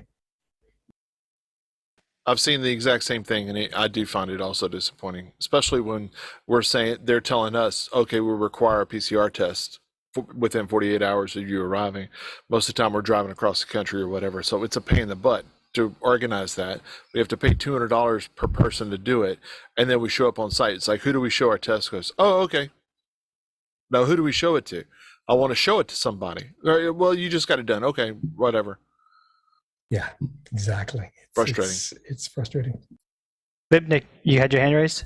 Yeah, I had in 2020, there were a couple of places I worked at that required tests, and I haven't seen it so much in 2021. One thing I will say is, and I did this along with at least one of my colleagues, I got the COVID officer training, not to intending to go into that as a business. I've never done it, and I never will. I did it so I could learn how to advocate for myself, because, and he ran into this. I have not run into this yet. He ran into this where this was early in the pandemic. The both the COVID officer and the producer were not actually requiring enough on site, and the crew didn't feel safe. And they said, we're going to walk. And and ahead of time, he was like, he knew how many days they were going to pay for material, for hand sanitizer and masks and all that, and it wasn't enough. So he's like, this isn't right. And enough of the crew felt that way, and they pressed his hand, and enough so that the producer had to relent, because they were ready to walk. They really were. So this is just a way to advocate for yourself. Here's what I'm seeing now, real quick, because I know we got a bunch of questions, is that I think what we are now is we're kind of back to the beginning of COVID, except that there's more people willing to take a risk on site, and that's a problem. What I've seen is people have gotten lazy. I think that's just my opinion from what I've noticed from the few jobs I've been doing, and job sites I've been on. But that's what I'm seeing. So I got a question here in the queue. I'm not really sure. We got about 12 minutes left on the clock. I'm not really sure about this one, but Marty has asked, how many of the panelists have noticed Q4 face-to-face meeting cancellations in the past few weeks? Because of the Delta, how do you handle cancellation fee and payment? For me, I sympathize on the other end of this because I'm not a business owner like a lot of our viewers. It is hard to say that, but most of my clients on my side have at least told me, hey, can you pencil this in? I'll let you confirm it and just give me the courtesy call if someone else confirms with you prior that you're going to take that show versus this show. I am lucky that none of the shows that have canceled, well, that's not true. I had shows cancel, half of them went virtual, so they're not gone completely. One of them changed dates. The rest of them are still happening. So I haven't had that experience where cancellation fee and payment stuff has been an issue. Also, my window for when this happened most of the time so far would have been outside that window regardless. So I haven't seen a bad side of it, but I have seen guys getting canceled a week out who do 30-day cancellation policies, things like that. That's not how I do mine, so there's a difference there. But if anyone wants to raise their hand, I see Ricardo, you got your hand up raised, so I'll let you go first. Yeah, so I'd say most of my clients are long-term relationships. So if we get into that phase where there is a 50% deposit, we're getting close and it gets canceled, there's force majeure, those clauses are in your paperwork. Then most of the time, more often than not, it's a forward to the next year. I have a client now that I still, have a credit from a large event, a 4,000 attendee event, from canceling March 14th, 2020. We all know that day. In Richmond, Virginia. So they asked me if I would push it forward 2 years. And I was thinking to myself at that point, it's like, yeah, but it's not going to take that long. Was I wrong? So push, just being flexible, as a business owner, you just have to be, wise enough to not spend the money that you have, hold on to it, because especially at this point, we're still in this thing. So, we were doing virtual, doing hybrid, and a lot of those, and the last thing I'll say is a lot of those will transition over to a virtual event. So we capture probably a good percentage of that as well. Yeah, I was just going to say, I was talking with somebody I work for over the weekend and asked them, like, are they seeing a lot of any cancellations yet, and what are they doing? And, their take was that they are pushing clients for a virtual backup, especially the clients that are like, oh yeah, we're excited to go back to in-person. We're ready to go back to in-person. They are leading with, hey, just in case, why don't we get ready? We'll have this backup so that if it does cancel, it's not like, oh, well, I guess we're just not going to do the event. It's, we already have this plan in place.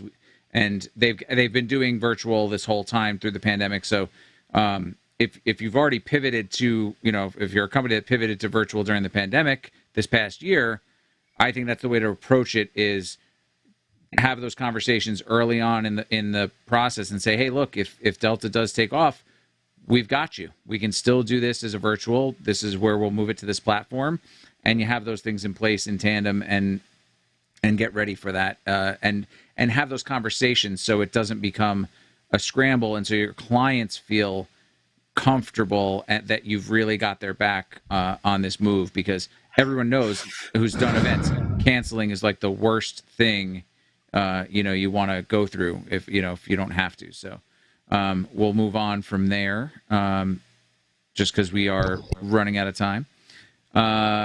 So John Laughlin had asked, I know working in-house often gets held in lower regard compared to freelancers, but most current independents got their start by working venue-based AV service providers. We are in need of labor as technical specialists, sales managers, project managers, and so on.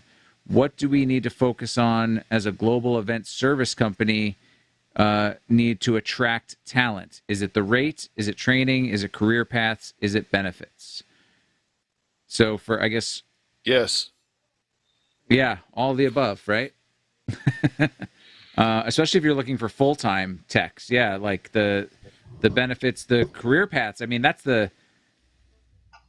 one of the big things for me as a freelancer is if I go full-time either at a venue or for an AV company. I mean, I've been full-time in an AV company, and you're married to the company, and I wasn't doing freelance when I was full-time because I was working too much for the company. I was getting a good salary, but I didn't have the flexibility to do anything. And whenever I did book a freelance gig, something always came up and I had to bail on it. So I kind of stopped doing that. But I was kind of at a ceiling at that place where I was, which is why I went back to freelancing. So I think career paths definitely could be, if you're trying to attract full-time talent, especially training, obviously the rates, in-house typically isn't as great a rate as you can get freelance, in my experience. Which again, I'm in New York City, which is a very different market than many other places. Benefits, I mean, that's a huge thing. I mean, how many freelancers actually have benefits? Unless they, either a spouse has them or they're on the markets or something. So it's all of those above. I think, like what Jeff just said. Anybody else have anything? Andy, I see your hand. Andy Lipnick. Yeah, well, I'm going to push back a little bit about there being, if you work on staff somewhere, you're held in less regard. I'll say this: I just a colleague of actually Ed and ours, I won't mention him by name. He just left a company and achieved a very high level at that company as an audio person, and it's now struck out on his own, and that's good. It was the right time for him, but he was at the right company. And he was able to really develop his talents and really achieve a very high skill level in our industry. So for him, it worked. I get it if you are working for perhaps a hotel AV company where you're just going to hit a ceiling very quickly, because of the demands of a hotel.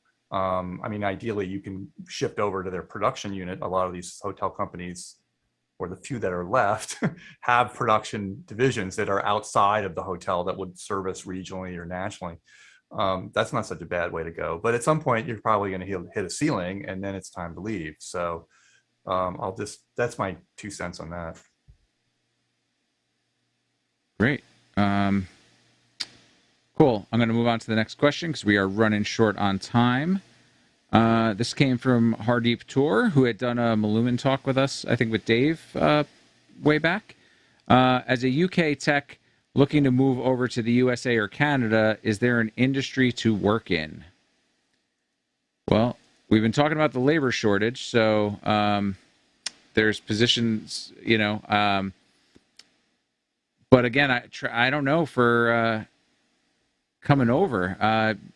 Jeff or Ricardo, have either of you guys hired any talent from outside the country in the last few months that maybe you have an insight on this? Because I don't know what that would entail. Yeah. I've been having conversations with a couple gentlemen, And yes, I believe there's plenty of opportunity. There definitely is plenty of opportunity, and it's just challenging right now to get the paperwork through and things like that.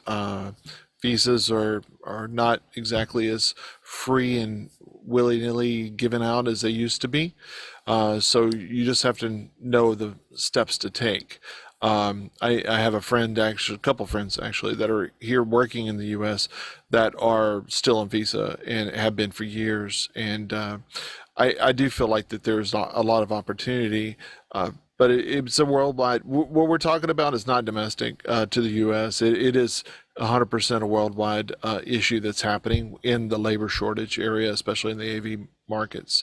But with things changing as we have, I've had crew members from overseas working, so there's no reason you have to be here. My funnest thing the funniest thing that I ever see is there's a company that has said it a couple times on Facebook and in a couple of groups. It's like, we're a remote operations company where we do remote events. We need you to move to London.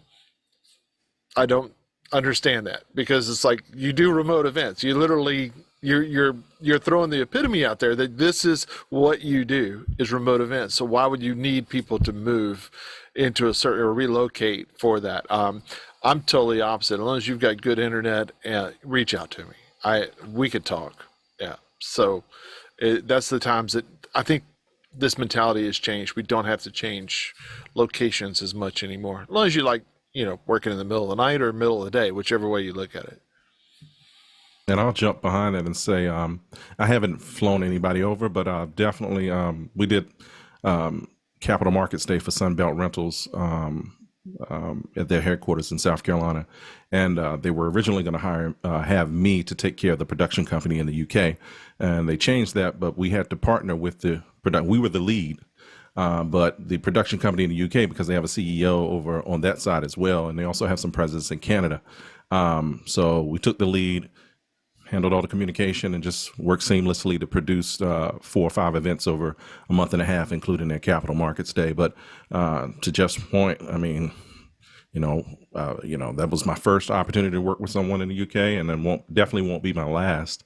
I have some other work coming up in the next few weeks as well, where I'll have to procure probably local talent, or wherever I can procure talent from. Doesn't even have to be local, to do some production overseas. Internet, that's what we need. And competency. Absolutely. So we do have a couple of questions left. We are getting close to the end, so we'll get these questions in and wrap up. Jeff Kistner asked again, do you think the full-time roles will be coming back, or do you think more of the companies will be looking for just freelance labor moving forward?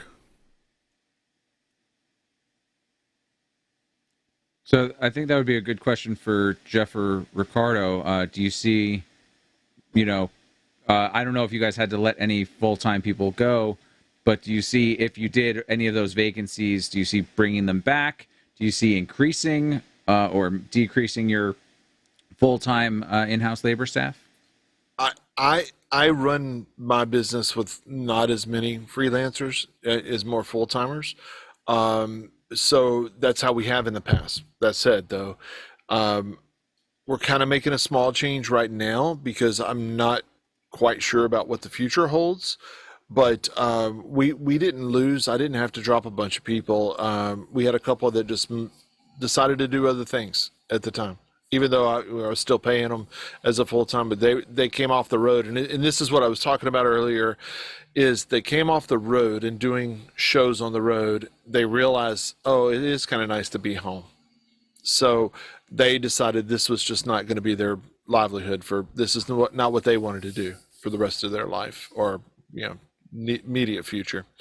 But yes, I'm hiring now in positions, and I would prefer to have full-timers in a lot of positions, just because I know I can count on them and they're around and they know our workflows, and we don't have like set positions necessarily. It's more of a generalist type of, not necessarily generalist, but that's a word I could use that would apply, that we do a little bit of everything in most of our crew members. Got it. Ricardo, you have some thoughts on that? Oh, you're muted. Sorry. Oh, sorry. I thought Jeff was going to say the opposite. So I'm actually kind of right in between. So I have some, generalists, so to speak, and we cross-train internally. I actually added staff in COVID. I laid off one guy, and then, I've hired 3 since then. And but I have a core group of freelancers in this small, I'm in a small market in Raleigh, North Carolina. But a lot of my core group of freelancers, which is an additional 8 people, they work for a lot of my competitors. Even my full-timers, I allow them for the reasons that Mickey is saying in the chat, and people saying you reach those ceilings. I like take a day off, take paid vacation, go freelance for another company, learn some things that you're not doing here, grab some new skills, it keeps you fresh. So I know I'm bouncing back to that. But yeah, I think it's going to be a land flowing with milk and honey for freelancers moving forward. And we definitely have a core group, but I think it's going to be plenty of opportunity for freelancers. Great. I think you're right too. I think freelance, and I've seen a number of companies that had bigger in my area. New York was the kind of the first to get really hard hit and shut down. I think we were a day ahead of you guys. March 13th was when we kind of killed everything on our side. And a lot of full-time staff were let go. And then I've known many freelancers that have taken jobs where the full-time guys weren't there. They brought freelancers in to pack the shows and do them, mostly because they don't have enough work to.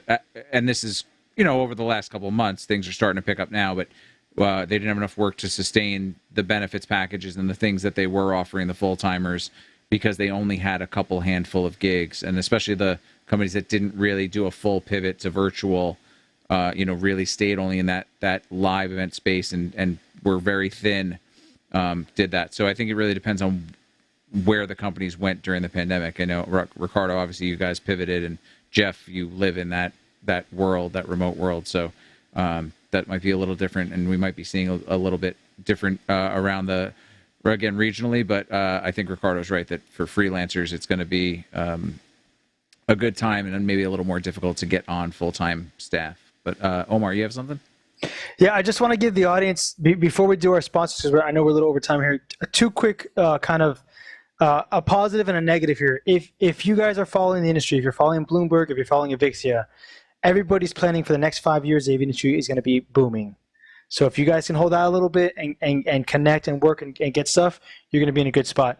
On the flip side to this, if you don't network and you don't connect with these people, there's also going to be a boom of freelancers. A lot of people are leaving their jobs because they want to make more money, because now that we are in the public's eye a lot more, right? Between the Live Events Coalition, between everything we've been doing with We Are Events, We Are Live, all these things, all these pushes we've been doing to make us public. We have now gone from being the ninjas behind the shadows to now being in the foreground. And money gets talked about a lot. There is a realization that you can make money. This is an actual career, freelancing, and this is a way to do it.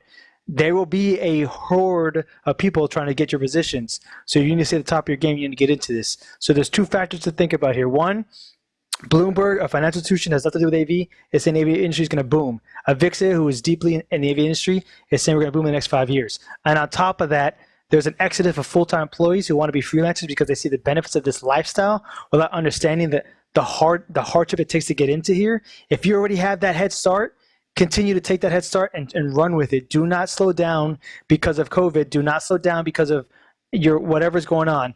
Keep pushing it, because there's a bunch of people behind you who will come in cheaper, who will do the job. It's happening. It's being publicized. If you're watching anything on LinkedIn in the last 48 hours, that is all they're talking about right now. If you're watching anything on Bloomberg about finances, AV industry is being talked about a lot, especially with the mergers that happened during COVID. There's a lot of talk about our industry and what's going on. So I highly recommend you network, you get out there, you get out of this bubble you're in, and you really connect and get out there. Those are my words of advice before we end the show. And I'll let you take it out so we can do the DVD store sponsorship. And again, we've posted in the chats on Facebook and YouTube. If you guys want to join us on the Zoom side tonight, we've sent you an invite link to come in there directly. There's a couple more questions we'll answer and a couple of the positive feedback we got that we will answer and talk about on the after show for about an hour or 60 minutes, essentially. So I highly recommend, if you want to continue this conversation, dive in deeper, give your insights offline, off air, and really kind of open up the doors a little bit without being subject to the audience, because like I said earlier, we were getting some hate comments in other pages. I encourage you to join us on Zoom and continue the conversation. after this. But Ed, I'll let you take it away. Thanks, Omar. I want to definitely take the moment to thank DVE Store for their continued support of AV Tech Talks. No matter how you're watching us tonight, if you're on YouTube or you're on Facebook or you're right here in the Zoom webinar, which I encourage you to register and join us on the Zoom webinar, get a little closer to the action, and that's how you get the pre and post show stuff. It's all thanks to the DVE Store that we're sending it to you in 1080p. So we get high resolution, thanks to their support.